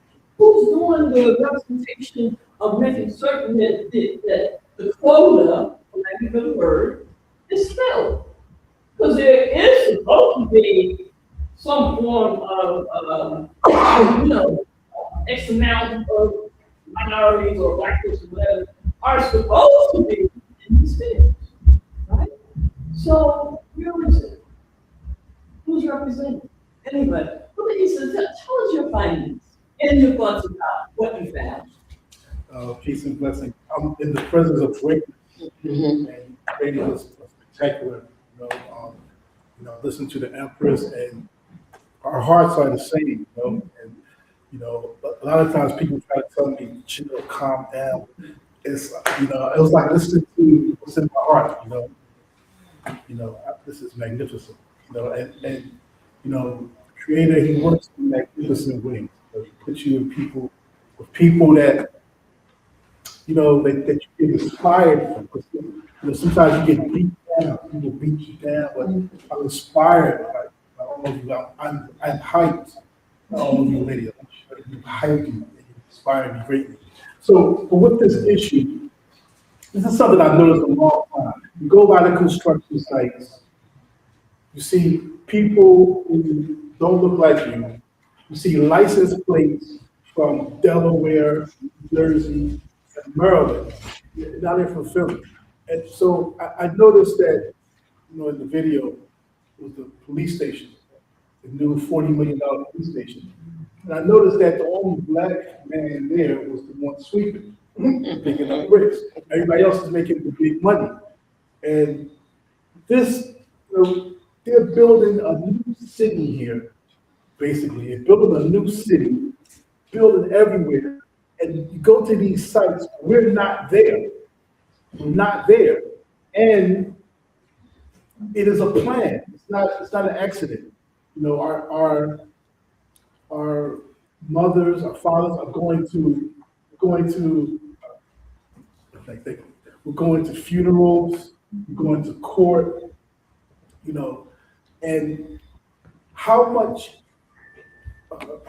would it help our communities if our young men could get some of these lucrative, high-paying jobs? There are over 100,000 building trades jobs in this, over 100,000, and the statistics say only 6% are black. Now that's a statistic, 6%. The eye test says it's less than that. You don't even see the 6%. This is, in my opinion, it is a crime against humanity. Yes. Because it's leading to poverty, it's leading to angry youth. This city, in fact, I'm just gonna say, this city hates youth. It hates its youth. They're closing the schools, taking building trades out of the schools. There's almost nothing for the children to do. They gaslight the children and say, oh, it's plain to do. You just gotta go online and look. That's what they're saying. They gaslight. That's traditionally, that's not what you do. Go to the youth, say, hey, want to join my baseball team? That's what I did. Someone came to me, got me on their baseball team, got me in their martial arts program, got me in the Boy Scout. You don't look online, you don't just look in space. That's not how kids operate. So the kids have nothing to do and they can't make money. This building trades job, these jobs are lucrative. What? You say there's 100,000, over 100,000 jobs.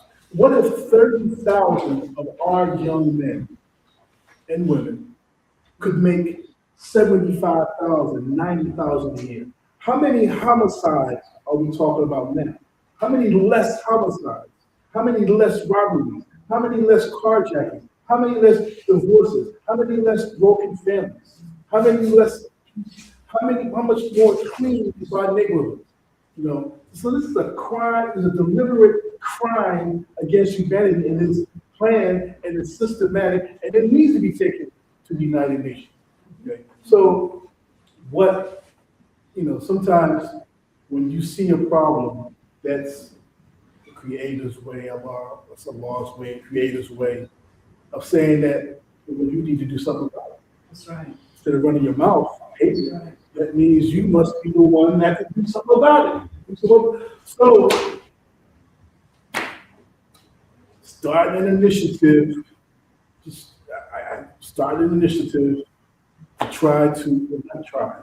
to get the young people in these jobs. Now, this initiative is not going to be like, other people have tried things in the past. I don't want to disrespect or dishonor them, but their initiatives have been killed off. They've been killed off. Okay, we want to start a coalition of people who want to come together and take action. I'm of the belief that there should be no more construction in this city until our youth get the training and the job. All construction needs to stop right now, however that needs to happen. Okay, I mean, stop right now. Should nothing get built in this city anymore until our youth get trained and get guaranteed these jobs.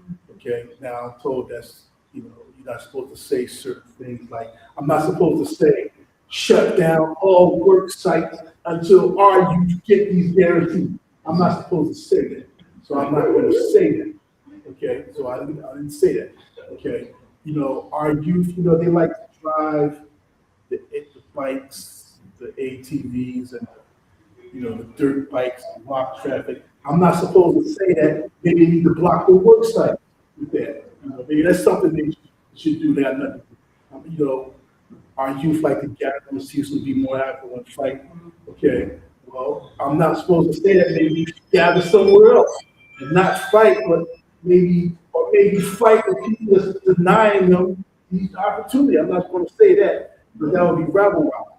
Okay, but we are looking into direct action. Okay, to get our youth training and get them jobs. We can directory, but you can't say you don't have skilled people. We need a directory of skilled people. Get them trained. Now, we understand what we're going to be fighting. You are going to be fighting the mafia. Okay, they're going to physically attack you if you try to do this. You're going to be fighting the mafia. You'll be fighting politicians who are lined up and who are taking payoffs. And we understand the corruption.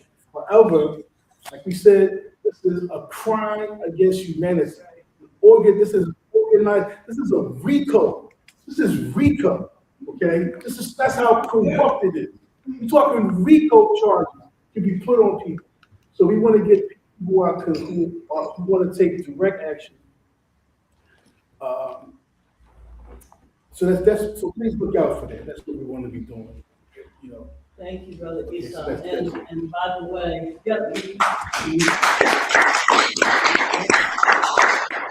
so let me just share what our plan of action is in terms of what Brother Esau has recommended. So, okay, so I'm a mother.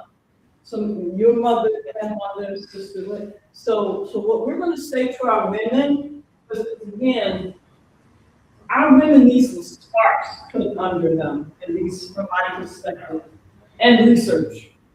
So what we're going to say to our women here in Philly is, if nothing else, to step up and do something for our children, our youth, our young adults. And what that means is this, that we as women need to begin to demand that there's some kind of mechanism put in place to assure that young folks, let me be very specific here, because the other people tend to benefit from our work. And that's okay. But right now, we have to make sure it's our children, our young adults. And that's unapologetic. If you don't like it, that's okay. But that's our position. So with that said, mothers, daughters, sisters, wives, what we're saying to you is, if we can't unite around other issues, can we unite around what the ESOP is suggesting? And that is organizing our young folks, young adults, students and young adults. Work with them, they're working with us, so that we can begin to ensure that they're able to get some of these jobs. Training, making sure the training is not just talked about, but that we're setting up a mechanism for them to be trained. And then, of course, being able to be literally hired, and we will monitor that. But see, you have to be organized to do that. So again, I'm saying that women are natural organizers, y'all know that, right? We've proven that already in March.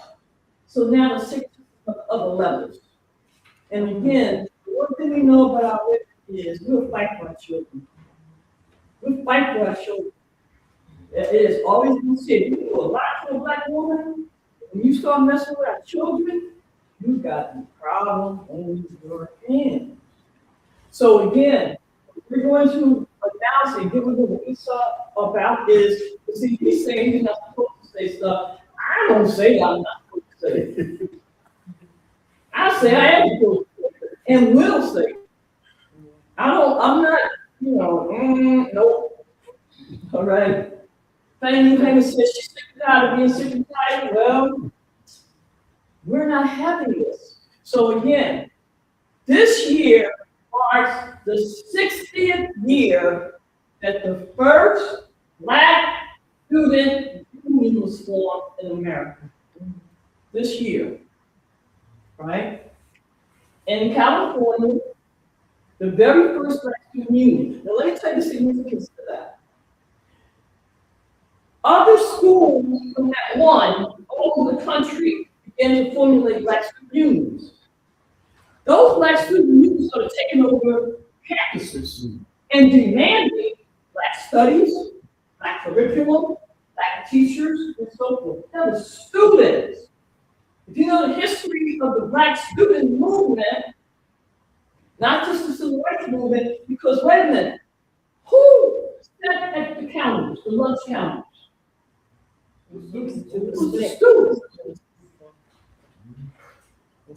The bus boycott, the initial one, who was that? It was the students.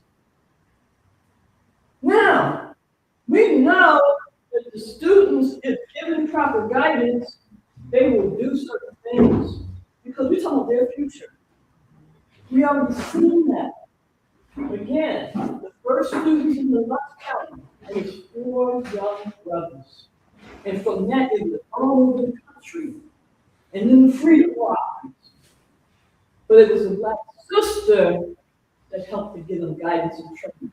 Does anybody know that? See?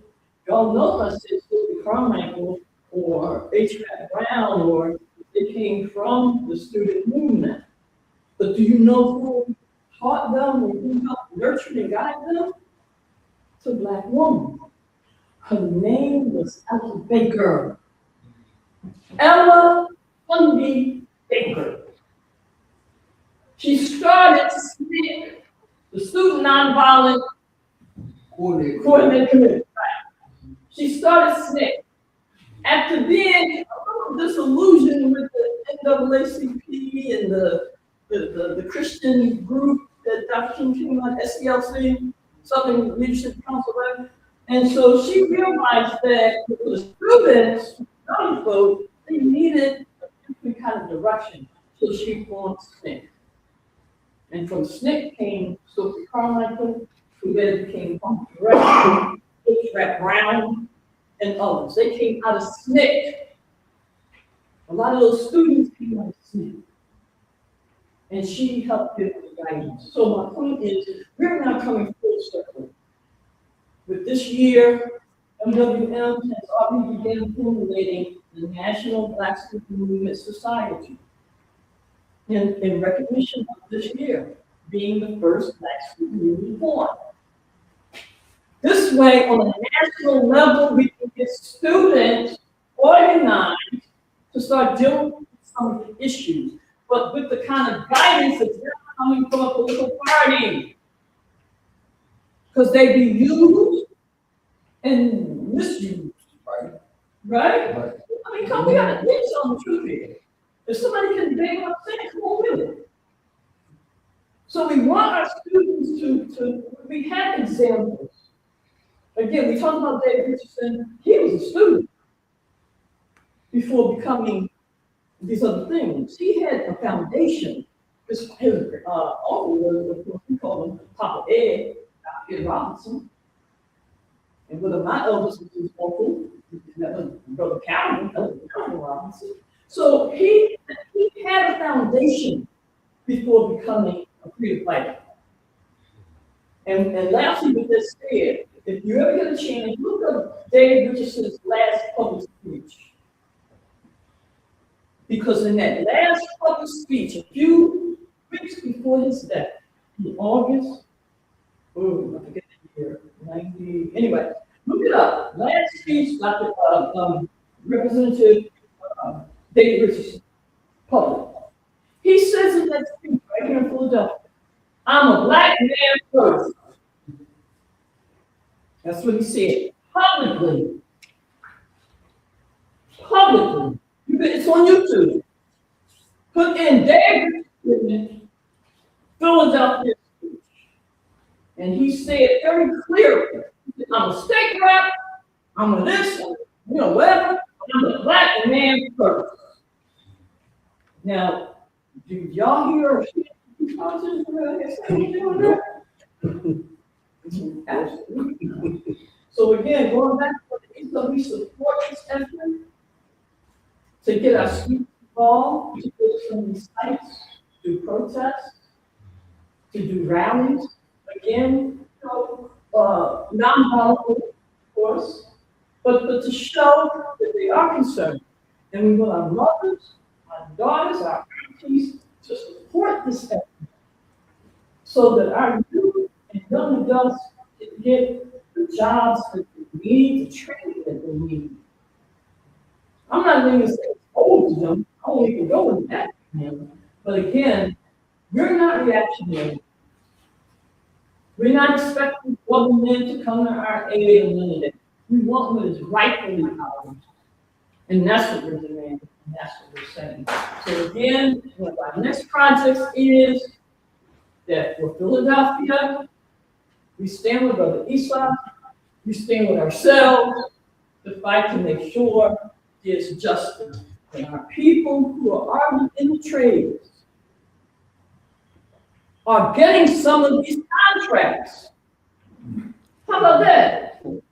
And that our youth are able to get training, apprenticeship. That's what Sister Diane was talking about. She couldn't get mentorship, what's also known as apprenticeship.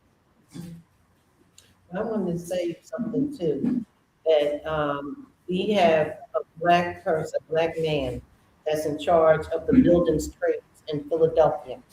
The first time in Philadelphia history that we have a black that's in charge. So yes, and he's history, but he doesn't say anything. Don't mention he's not out there. I guess he don't want anybody to know. But that's a start. Okay. I mean, So today, on this day, March 1st, formulate a task force committee. And our task force committee is basically geared to fight for, obtain job contract for our people. I mean, we'll rephrase the actual title, but I'm saying all of you, inviting you, encouraging you to be a part of this task force action committee to secure, obtain, maintain, training, contracts, jobs for our people. We actually have a QR code, if anybody wants to scan it. Can I see that code? Anybody wants to scan it, you start signing up, show interest. So I don't know if anybody wants to scan the QR code. Okay, good. Okay. But what we'll do again is stimulate an actual committee. Because what I've learned from it is you have to be organized. Right. And you have to be organized in such a way. I already brought people together. I've been there, done that. Keep bringing people together and then having them be proactive, that's totally two different things. We just saw a lot of people come together in representation for the removal of the pieces from 6th of March. And I'm happy that you did that. But I don't want us to just react to stuff. I want us to be proactive and able to get things done effectively, well, at any time, not when our backs are put up against the wall. Okay?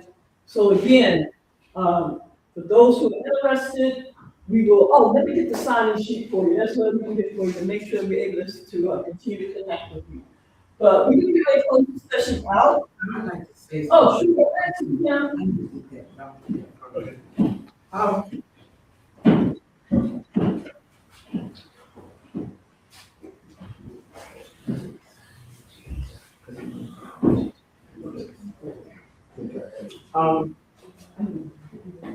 My sister Queen died. And brother King. I stand with my daughter, Tracy Mathis. My name is Kimberly Mathis, and I represent and wear a lot of hats in the advocacy in the community. Everything that actually will help others. I'm a licensed massage therapist, professional, educator, co-author, and I keep going on and on. I take the hats off and put them in. My daughter and I are here in front of the guests that are here, but I stand to represent the hundreds that should have filled this room in this beautiful facility. This is a facility of African culture, history. I stand before you as a practitioner of African-based religion, as well as preservationism of culture. And it was a reason why my daughter was to be here today to applaud you for all you do. I will be getting all your information. I do want to bring some clarity that in terms of a lot of people do refer to licensed massage professionals as masseuse. We are not. We are educated in a lot of certifications. I do want to add that I serve on many committees. I do want to bring some clarity about the American Freedmen Reparation Coalition that is trying to start an American Freedmen Bureau at City Hall. I am for it, as I am for the March 30, as I have been representing Chris Chi, my sister, and Chris Chi, her strong battle I met her. Okay, so I want to explain a little bit about that, and also I have permission for you to sign up so I can send you that. There's a coalition that is working at Bona Hagen, as well as 4 other committee members that serve in compliance, public relations, and so forth, and some administration, are trying to work to get this that was resolved in terms of your situation. What you may do in terms of testimony and freed men and freed women, okay? Because we're in those age ranges. That's us. So I'm just so grateful to be here as a witness to hear your testimony. And I'm so proud of you being strong enough to come in here, whether it's to one person or 100. But I want you to know that I'm proud that you gave it in front of me, because I'm sure enough for sharing. All right? I love you all. I'm so proud of you and all the women to include my godmother. And I'm not going to go there because that'll take up too much time. They paved the way. Okay? Thank you so much. Again, I'm Kimberly Mathis. I represent many organizations, grassroots, for the restoration of the Black and brown families on every level. All right? And we'll connect. I'm gonna get your information and share all of mine. Thank you so much for what you've done, and I'm proud to have been here to witness what you all said. Now, Renee, you probably know my cousin, Renee Mills. Well, Renee Mills is an alumni sister from Martin Luther King High School. She was in the class in 1977. I'm in the class in 1979, and we served as advisory council. We're trying to move on, but we are board members. We serve as advisory council at Martin Luther King High with the Community Care. But there was another hat I could tell you about, and you can testify that we did, and I did share it. Thank you so much. You never know. Yeah. Wait. And I would like to introduce this sister here. This is Carolyn Hubbard Black, and she's here to talk with. She is a beast in the Massage spiritual realm. She's a sister warrior that has engaged in so much. And I'm like, please. Sure. She has been in education. We have taught together allied health to not a few, but many. We have graduates and running their own business, their own profession, and she has even been on another level. Mrs. Carolyn. Hi, everybody. Hi. I wasn't but I'm like I am an educator and I'm also an advocate for Black communities to build awareness in healthcare because there's a big disparity in the healthcare realm amongst our people with the healthcare industry and the AIDS treatments or either it's not AIDS, it's diagnosed. So I include awareness Black and brown communities so that they know exactly where to ask when they go see the healthcare provider and how to put their lab results. I have to, as with Kimberly, many of us were well professionals that now have their own business, and now mine is a little bit higher because I lost my husband because of the healthcare industry not doing their job. And it was something that could have been done, it wasn't. And he had cancer for 11 years, and find out between his last 2 years of his life. And it's because we don't ask questions as a culture. And we should ask some professionals questions. They don't like answering the questions. But when you push the button for them to answer the question, you keep pushing. And if you're not satisfied, move on and get second. You're welcome. Thank you so much. I'm going to make sure she gets that information on what you guys are sharing. It was phenomenal. Thank you so much. Thank you.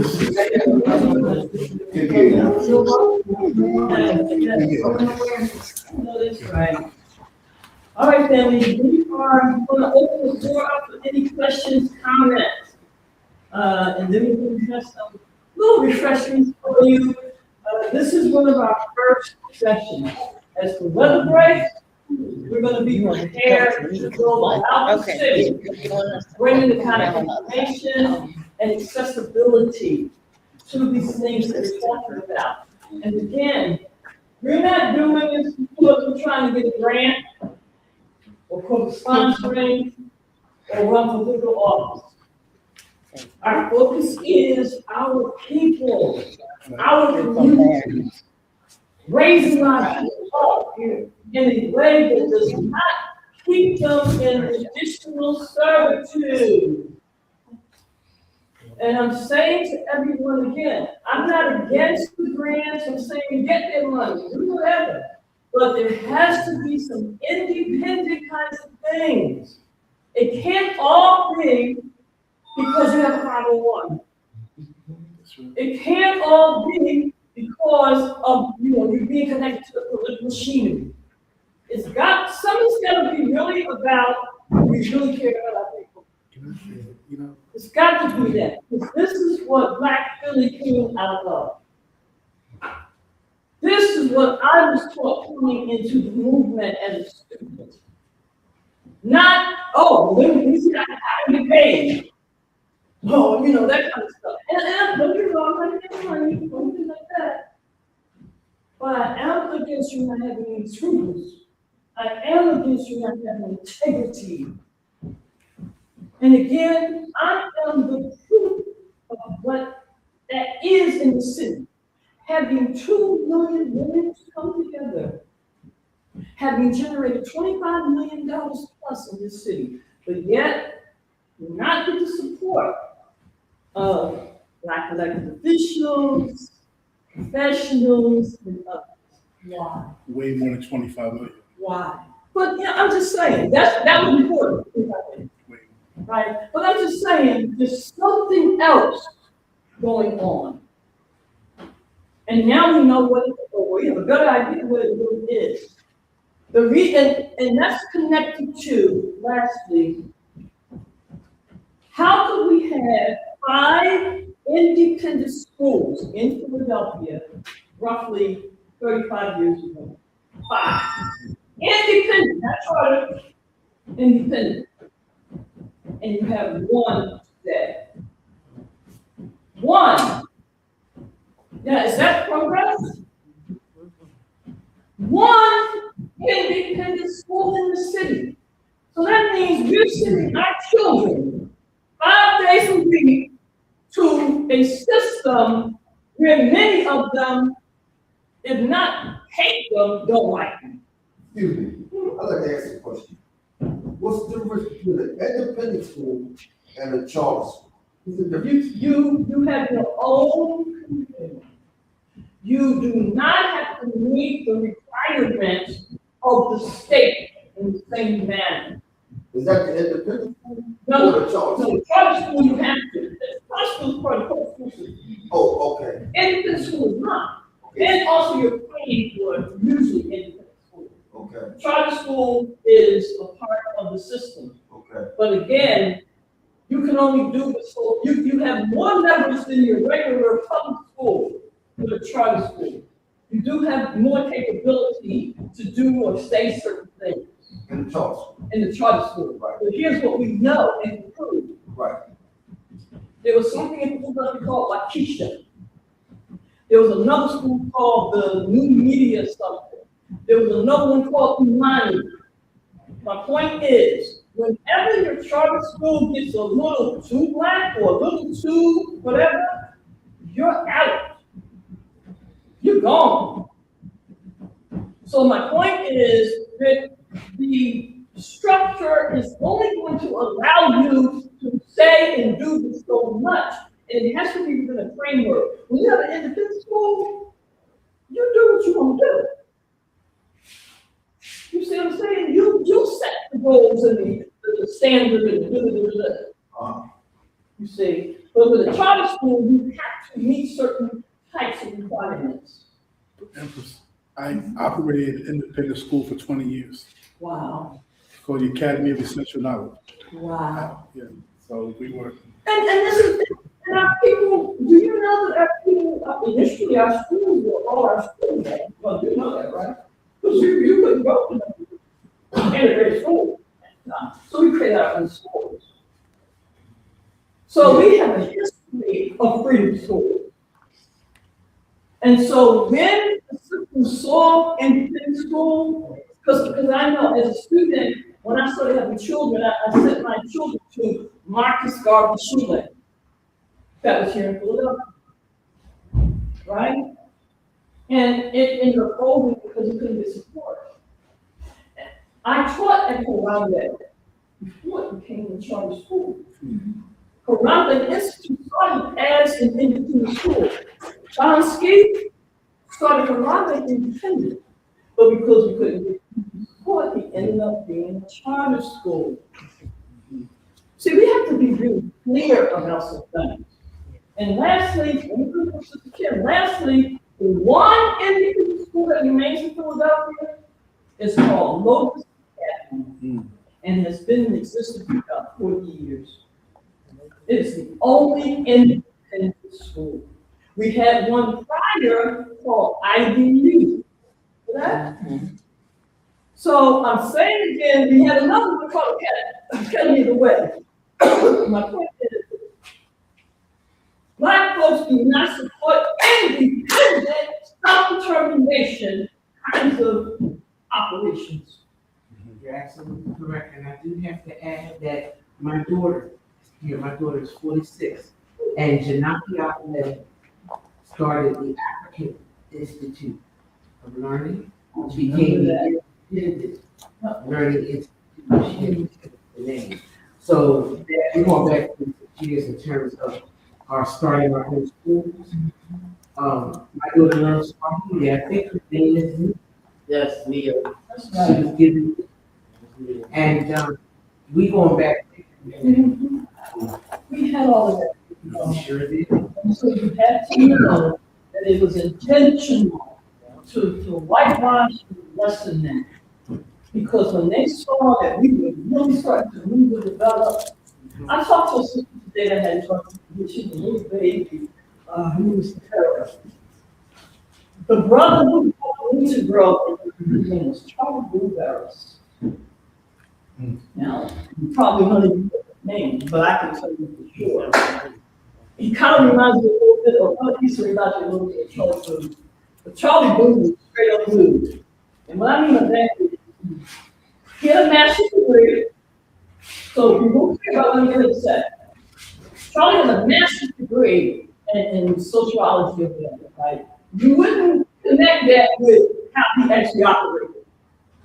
You understand what I'm saying? And I'm saying that to say that we had professional people or so-called professional people who, as David said, they were black men and black women first. So Charlie Blue Barris was from the bottom, and he knew everybody in the hood. You walk down the street, hey boo, hey boo. These were kind of people that we had in our community. You could be Dr. So-and-so, whatever, but you in the community, Mumia Bujimo.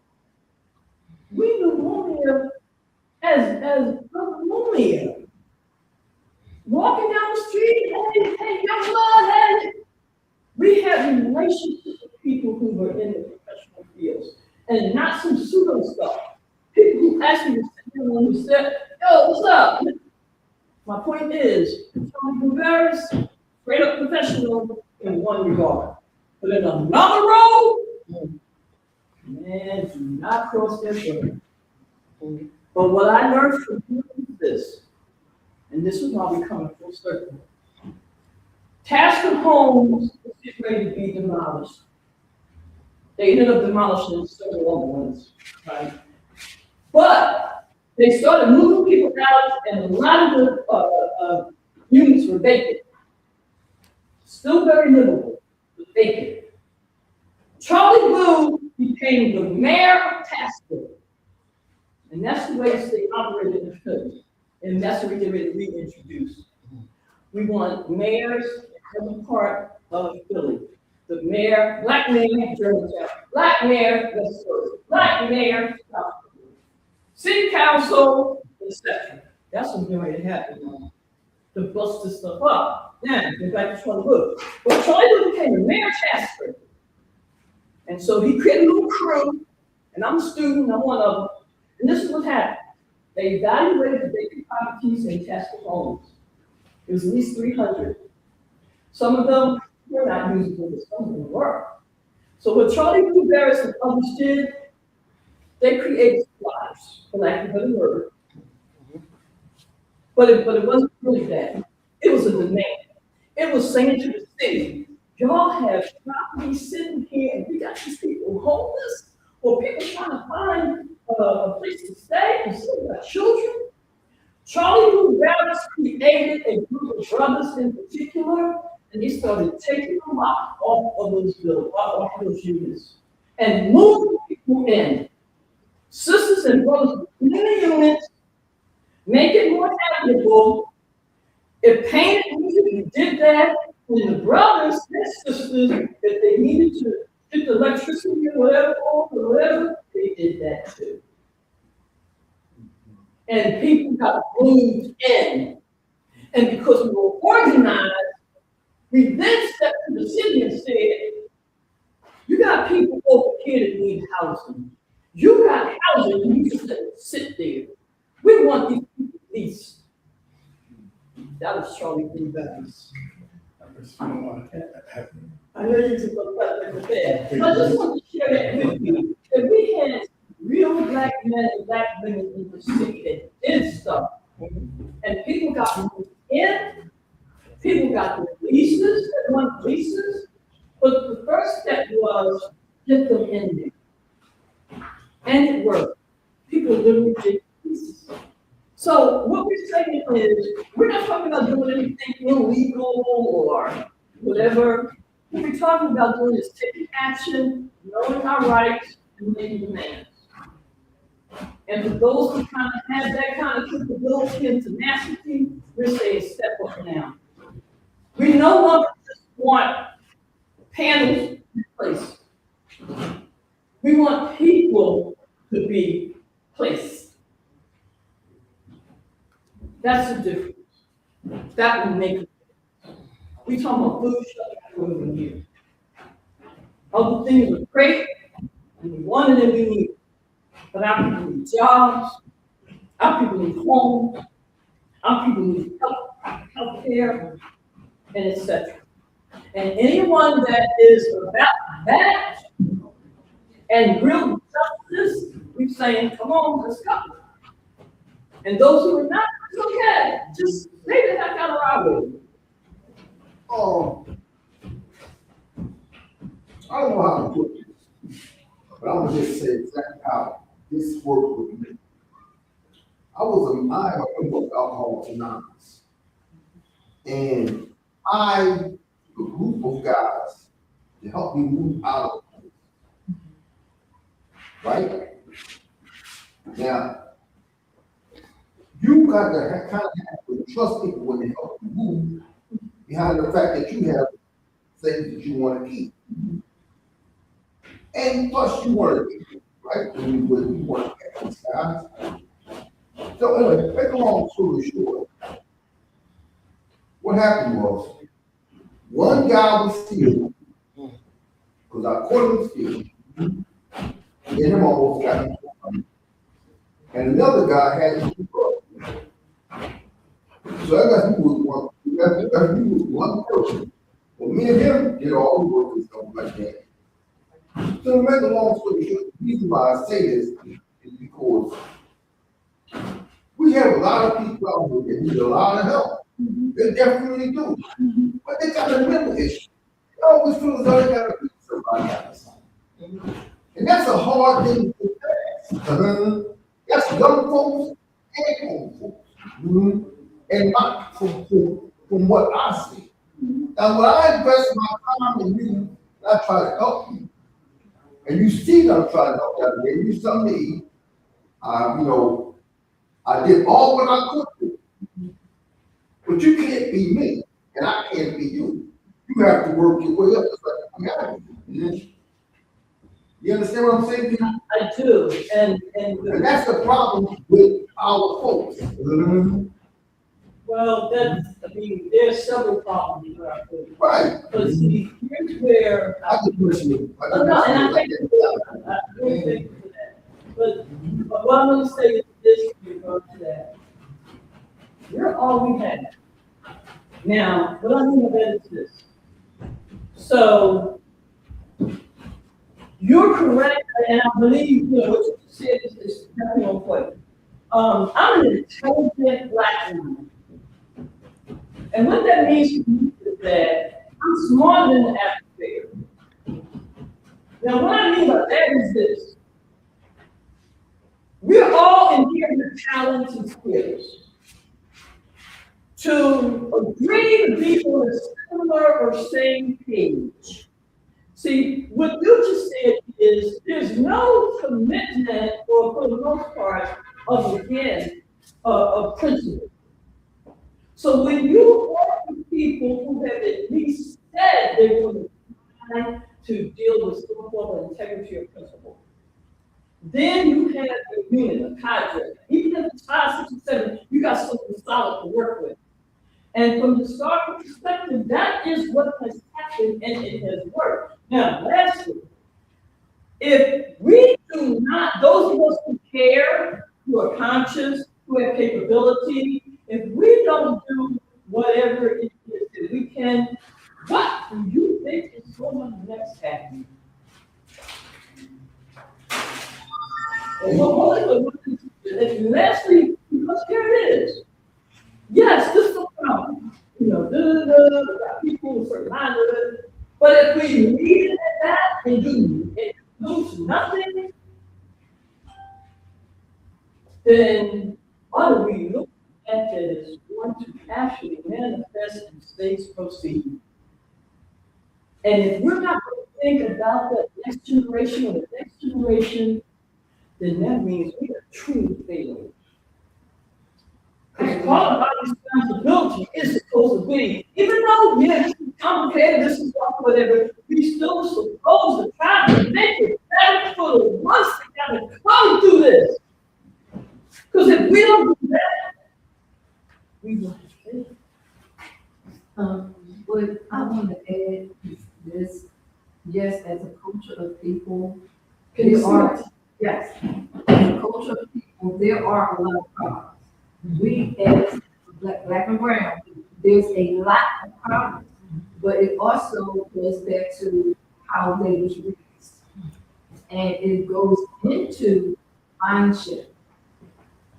Every person, if they have not been introduced to it and they on the wrong path, you take that person and you sit down and you talk with them. It's about mindset to get them on the right track so that they can or get onto whatever it is they're trying to do or the direction that you have talked to them about. So everything starts up here. It starts here. Plant the seed so the seed can be harvested. When the seed is harvested, you will see progress, you will see production. But if the seed is not planted, you can't expect harvest or production. It's just not going to happen. Sure. And again, if we don't do it, who will do it? But I want to say something too about that. I remember before I started the business, I was going to like development classes, business development classes. And the first thing they say, well, what you want to do with your business? What's your plans? And I would say, help the people.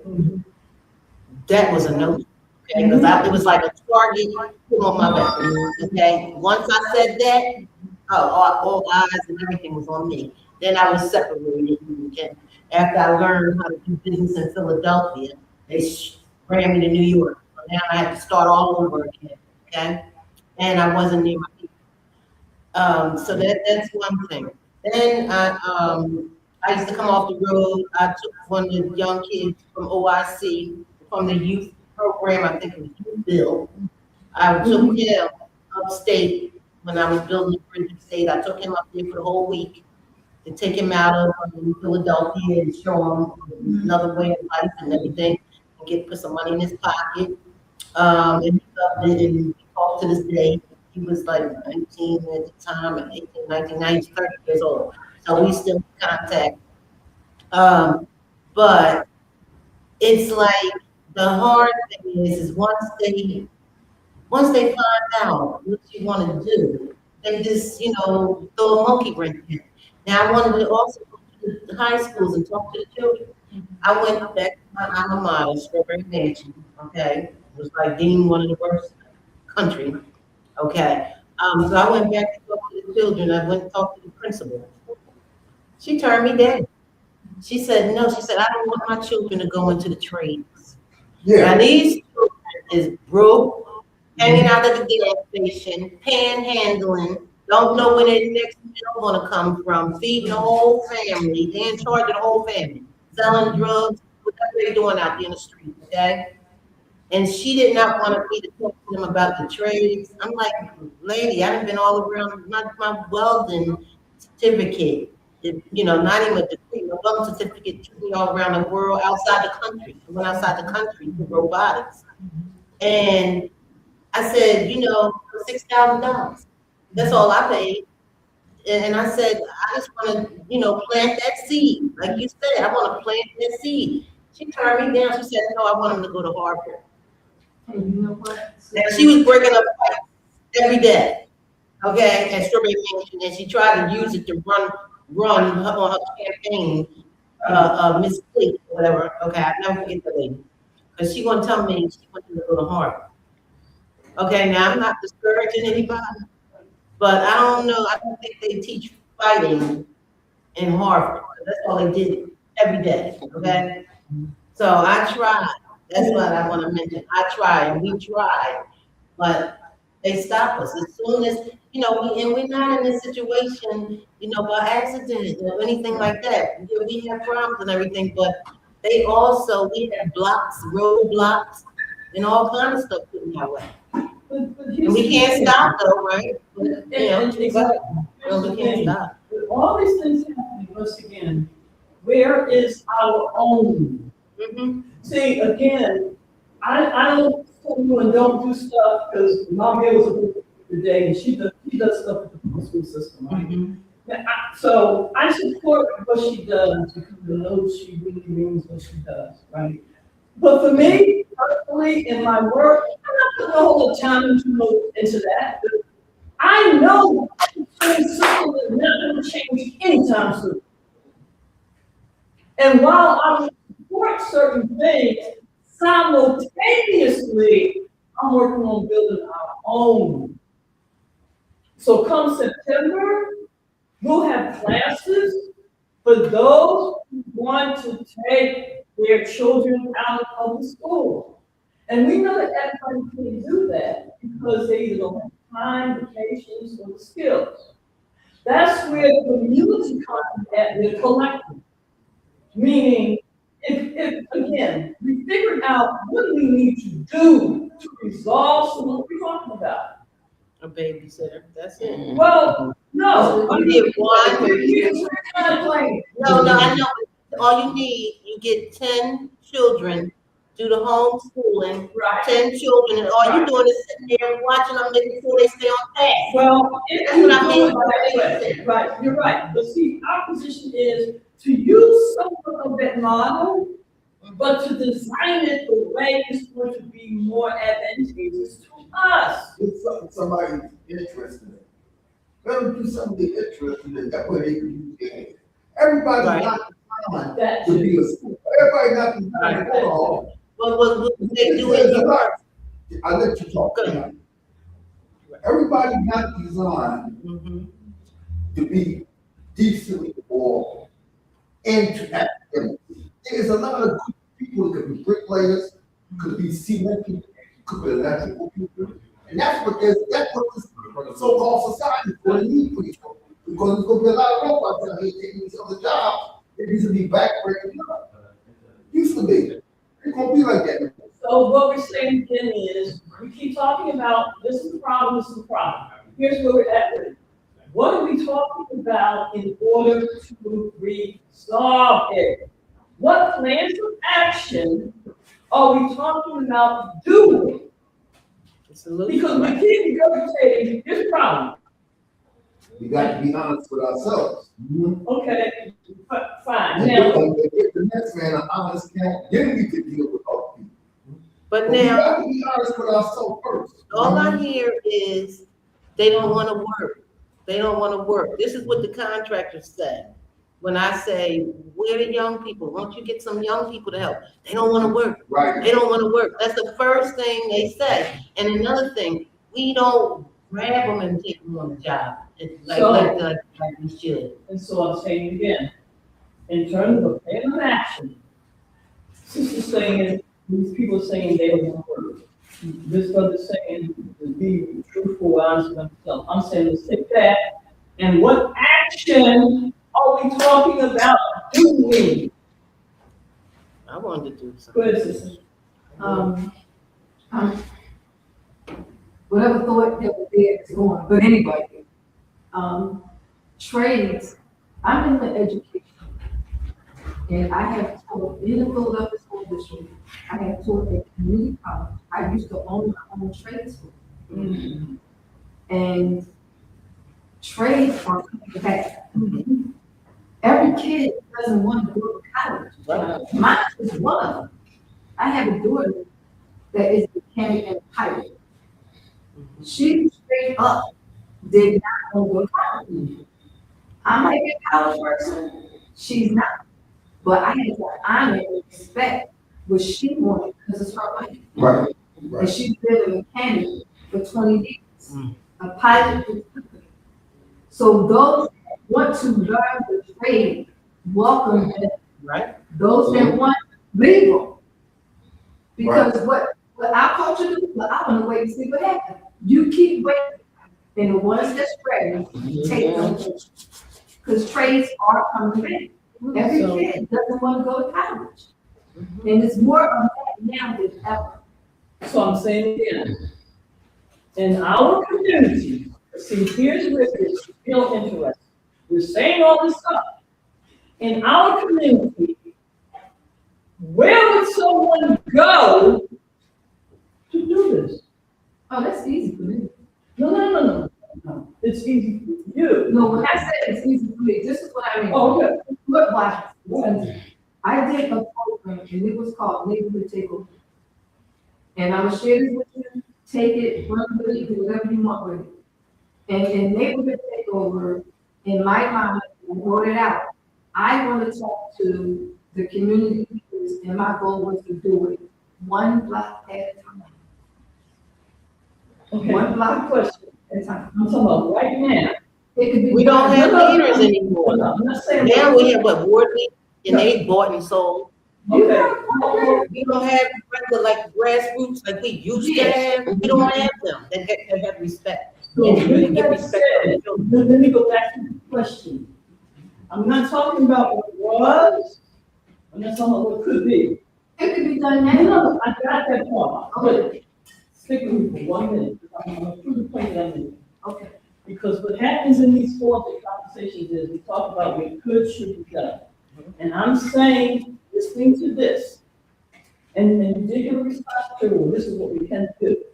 But I'm just to be real clear, right now, and as it has been for at least 20 years,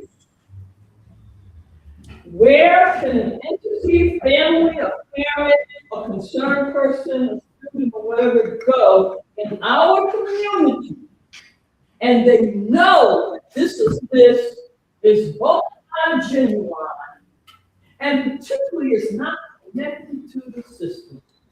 Nowhere. That's Yes. right. Now, and it's been like that for at least 20 years. So as we have these conversations about we could do this tomorrow or next week, my point is this: we've been having this conversation for at least 20 years. Right. I've documented it. And nothing has happened to change it. Because it was tied to the political system. That's right. That's right. So I'm saying again, we can teach having these conversations. The brother said something very significant. That was, we gotta be honest with ourselves. And the honest with ourselves is this. Sister said it too. We've been sold out, for lack of a better word. Now, is there a possibility of what we can do? Sister gave a suggestion, but I'm gonna take it a step further.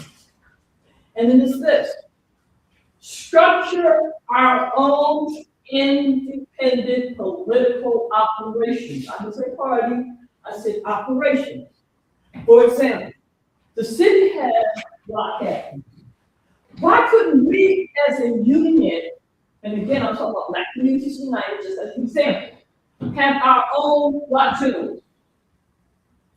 It's a part of our structure coalition.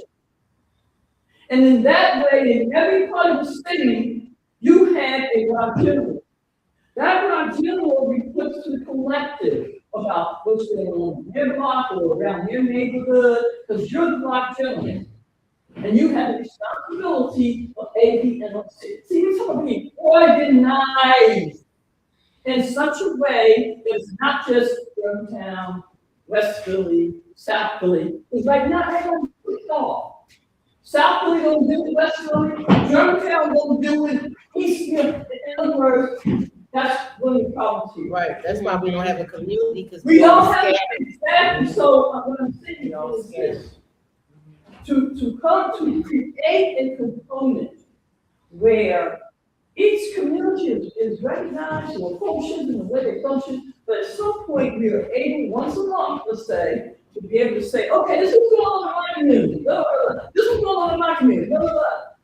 At least now, we have some kind of capability to examine, document, and take action. But if we're not organized, we will continue to just have conversations and forums. So again, I'm proposing that to everyone. Please take it back to your community, because that's what we do. We want our own, not block captains, block generals. We want our own community council. For city, like the city council function, sort of, but each community has their own council. Each community has their own civil war leader. Why should we not have our own war leaders or committee persons? Not representing the party, representing the community. See the difference? We're smart enough to do something like that, y'all. I'm telling you, they will keep the foot on our eyes and up on our necks, period. So I'm proposing. So we would have to stay out of City Hall, though. I mean, they would have to keep them out of, because once they find out, they're gonna infiltrate, and then it's gonna be like. Well, this again, if you don't learn from the past, so many people against us, it's like that's okay. That's okay. If you don't learn from the past, first of all, the people who, I don't know if I can say this word on the shot, the people who oppose, this is not for you. This is not for you. There's a whole bunch of other stuff out there. Go do that. But for the folks who say, you know what, we've got to fight. And we're going to. And we'll do it intelligently. We'll do it diplomatically. We'll do it legally. But we will do this. You see? So my point is this. When you look at any group that was successful in accomplishing something, the one thing that they also had was some form of built-in security. And that too is what we're talking about. Our own community security. That way, as people who want to infiltrate you, or us, or create some other kind of disarray or whatever, they can remind you. That's not exactly what I get. And this is just real life, real stuff. And we learn from those who came before us. If you cannot respect the flag, then you can't even in the game. So I'm saying some stuff that's a little, you might say radical, but I'm saying there's some news in the White House right now that is doing some stuff that's beyond radical. And folks are just sitting back going, you know, actually, here we are looking at our record. Does anyone remember Father Paul Washington? Yeah. I do. Do you know what Father Paul Washington did in 1980? See, again, I'm from Philly, and I'm real serious about that. Right? That means I'm gonna take the time to understand what's going on here or has gone on here. But in 1980, Father Paul Washington did something that most people in the cloth or the ministry would never do. The United States government put an embargo in Iran in the 1980s. It was called the Iran hostage crisis. Right. That's right. And Father Paul Washington broke the embargo and went to Iran. And then participated in a conference known as America Pride, or something like that. This is the kind of people we had in this city. He went up against the United States government and went to Iran. And so I'm saying again, we're just seeing stuff come around again, because that's what they do. But lastly, and then we're going to wrap this up. 2019 and 2020, we saw something called COVID. And this is how you know that people are playing in our lives. And I'm talking about within our communities. Is there any emergency response or preparedness in our community throughout Philadelphia for Black people? No. Absolutely not. Absolutely. Absolutely not. Now, why would that be? That after in COVID, when there became a shortage of toilet paper towels, bleach, alcohol, and water, why do none of our freaking elected officials and others not have anything that addresses that emergency response and preparedness? But we will go and demonstrate in some Canada. And I'm not saying we shouldn't, don't get me wrong. I'm just saying, if an emergency happened, what would we do? What would we do? So I'm just saying, again, we've got to deal with this reality. And again, what we're proposing is meeting with some churches, and saying to some churches, we would like to be able for your church to store certain items. See, this is organizing, this is community responsibility. And then these actions, if they say no, they say no. But that's what we can use those schools for. Absolutely. And that's what they were for too, all the way down to right. All of it was shelter. Yeah, Shelter. Bomb shelters Right. and stuff. Exactly. So if we get those schools that they closing, like you said, if we get a couple of them around the city, right. That's where we can all gather and something happens. Organized to that, and that's the that's what they're saying. Most folks now, for whatever reason, don't want to be organized. And you can't don't want to be involved. They don't want to be involved. Well, Most folks, they don't. well, then that's something. Yes, And they are. they are. Right now. They are. It's something there. No. If we saw what happened in 2019 and 2020 with COVID, and we see what's happening right now, do you think this is going to get better? So, no, it's not. So my point is, they don't want to get involved, that's fine, go. But the thing I love about nature is this. That's why I try to stay very balanced. Nature tends to do this. Mother says, I'm coming, meaning you'll get a warning, a tornado, hurricane, things that tsunami, the warning, either from technology or the animals, whatever. But once you get the warning, if you don't respond accordingly, after a while, nature says, okay, do it. So this is what we're saying. Now, we're seeing the writing on the wall. If we do not respond accordingly, then, and I'm not saying us, I'm just saying in general, then it'll be what it'll be.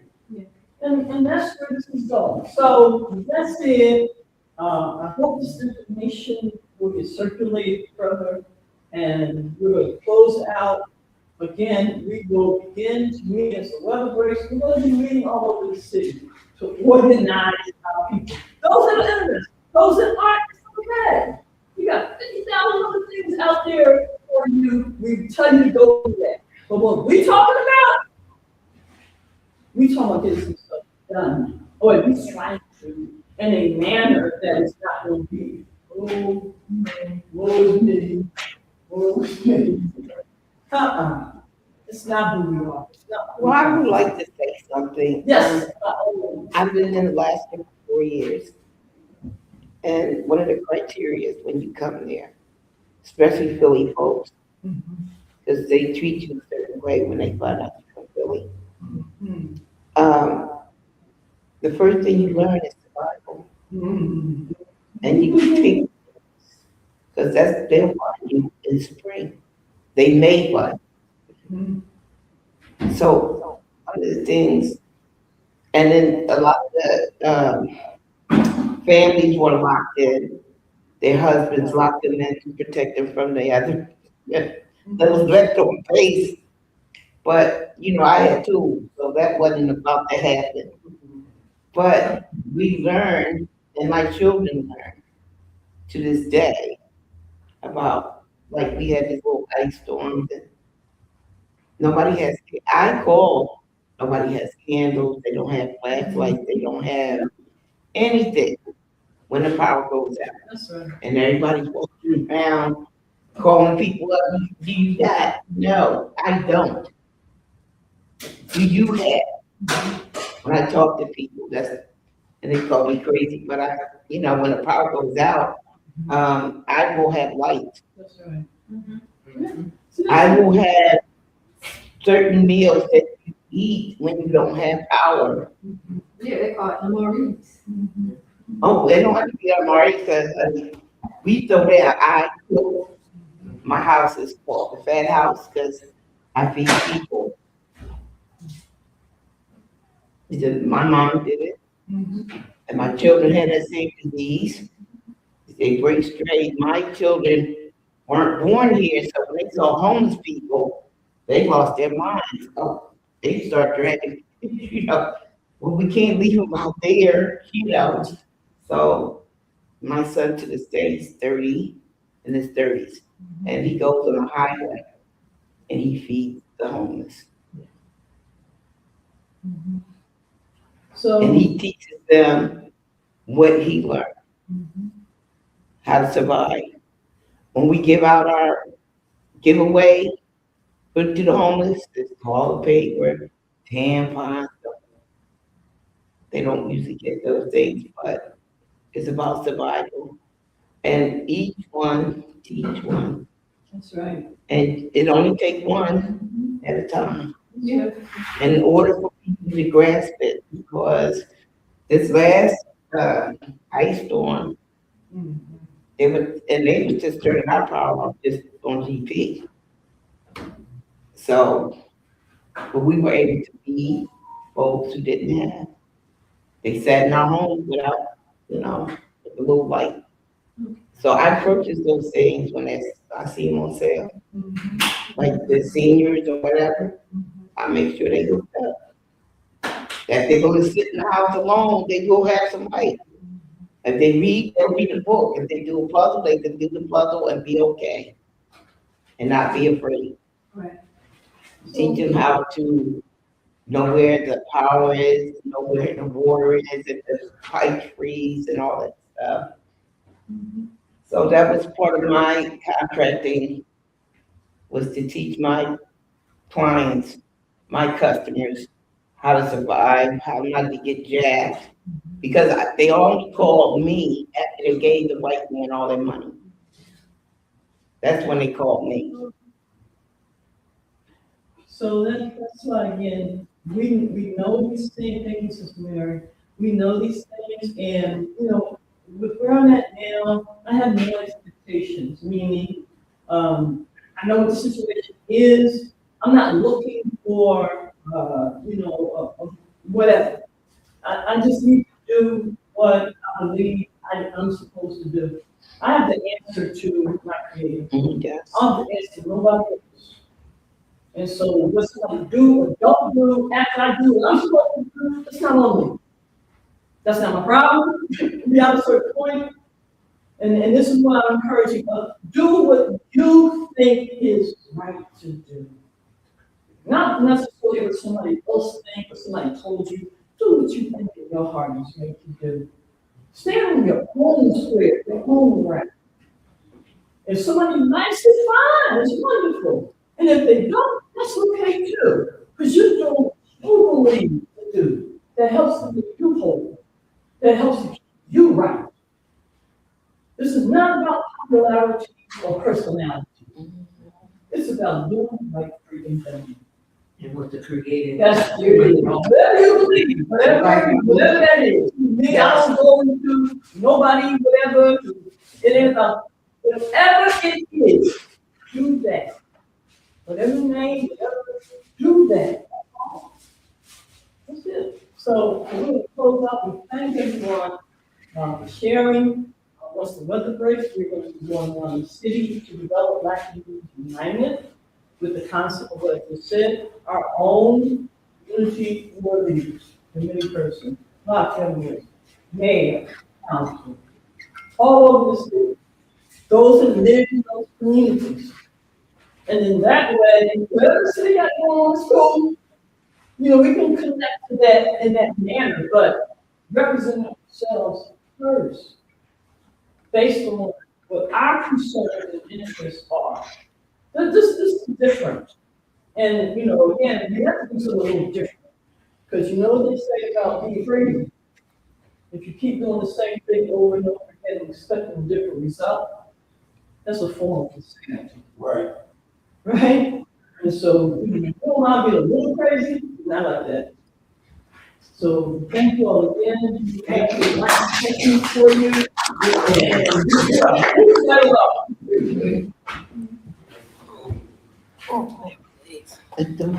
I'm getting You think no, I got injured while I was in the hospital.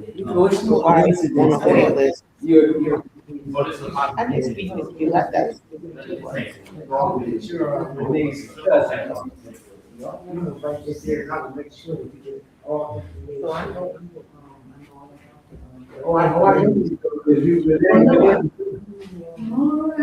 What's his name? And I have a relationship with my sister Carol, we were both from the store. I want to personally tell you, trust me. And I'm so glad to hear that you have been recording my daughter. Yeah. Again, each Phil, doesn't matter whether you. His mom carried the board. Phil, just if you can. Just come here. I'm like that too. I'm here. And although I'm like, if they don't show it, I got Carolyn and my daughter here with me. I told you I stand with many. At many. I'm gonna. Yeah, she was. No, I'm going to, you know, let's start proceeding. Oh. Yes. And I don't know. Well, we don't. We're going to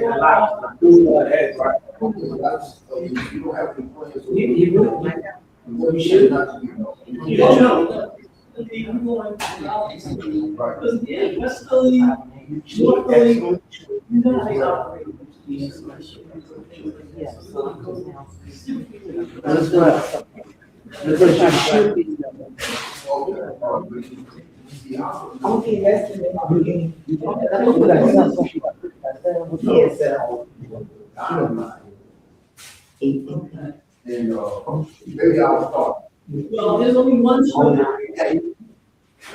Yeah. I'm going to I'm going to mail that. Special needs kids, like, they take care and then. That's what I do. That's what I do. No, we trying to find some place, cause he both.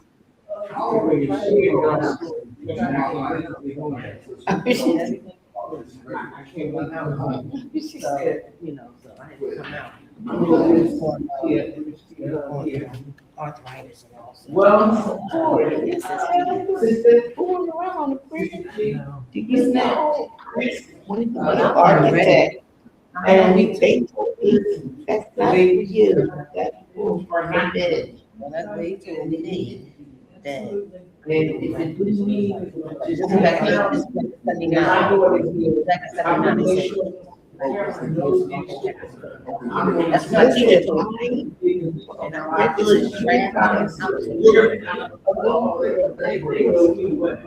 It did mathematically, and her mom said that MIT is a maid, and this little girl, they tried to kill her, and that story stays with me.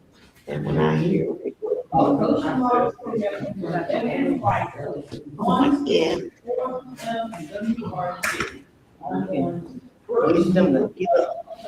Yeah. Really bad thing. That's all we have to go in the front. No, now. Can you get up on your own? Oh, yeah. Oh, okay, okay. Oh, yes. Oh, okay. It's just a matter of sitting too long and Chinese. Yes, I heard. Oh,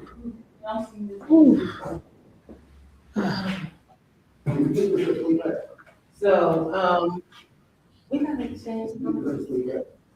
yeah, so don't worry, Emma, make sure you take care of, because he's doing a lot of my inventory. He's doing me too. And, like the electrical stuff, don't forget to say okay. Yeah. Well, this, I got tools everywhere. No, that tool is there. But it's like the tool.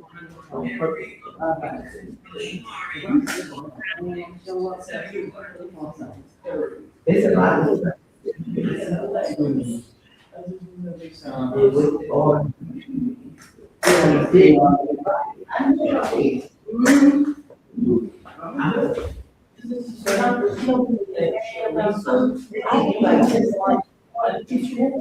Right, right. And first, and then like I said, we Friday, there was really every first and third Friday. So you are Jesus, you are my.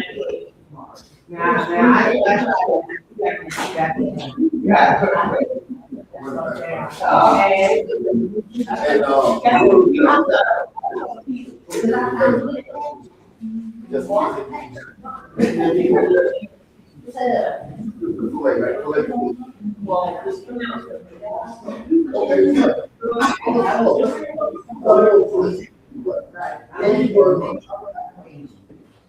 What's your name, brother? What's your name?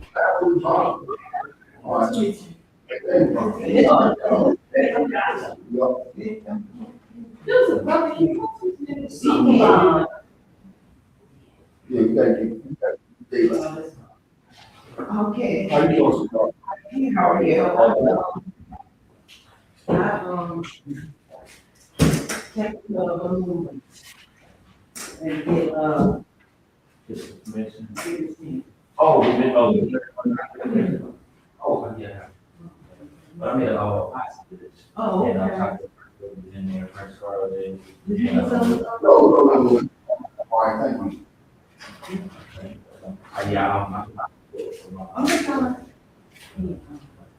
well, Miss Mary, Mr. Fung, you got a lot of work to do. You said. The chiefs. How long I said, I have to put that on the chiefs. But then once I do come out with the chiefs.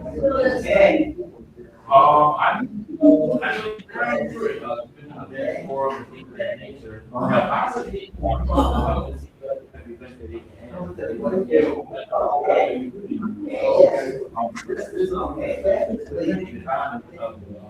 organization of the you know, it's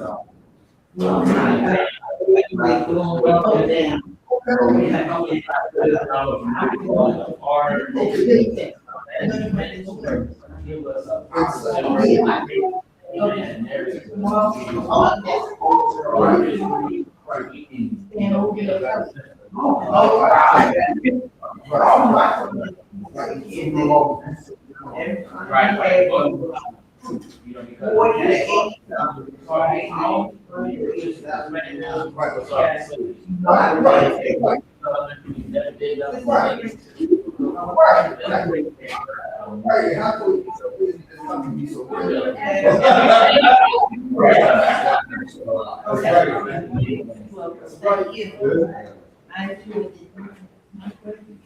Ready to go?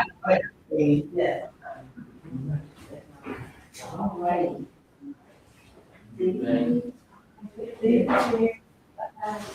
All right. Yeah, I'll say it.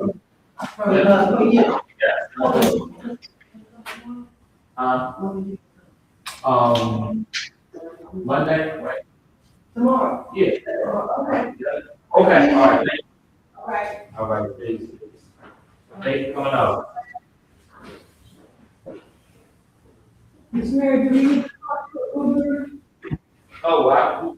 It was very fun. Oh, drop some supplies off there. Oh, West, okay. Oh, you know what? I have to do what I have to get. So, let me see. But yeah, no, I'm gonna figure it out. Cause I go from there and then I head back in. Alright.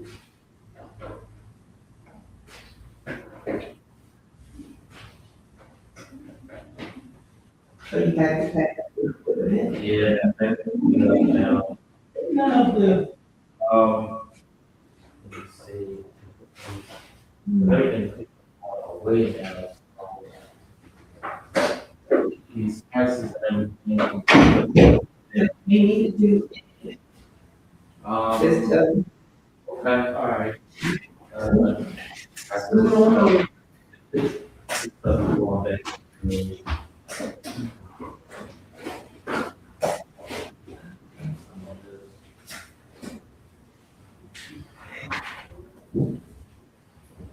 I'm trying to shut the door. Okay.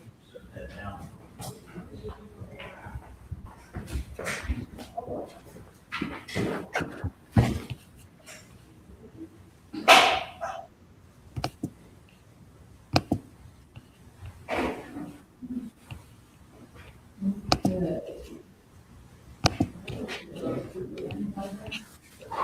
So what you need me to do?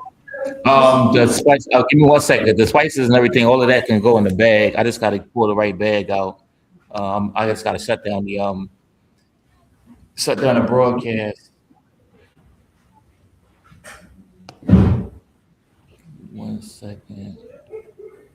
All right. Thank you for joining us this evening. This was the presentation with the MWM 30 kickoff, as well as this was the first day of Women's History Month, so we wanted to give you all the information on upcoming programs and initiatives. I'm your brother Luma Uncaged. We're signing off. Coming from the Breaking the Chains of Psychological Slavery Institute here in North Philadelphia. All right, peace and love, family.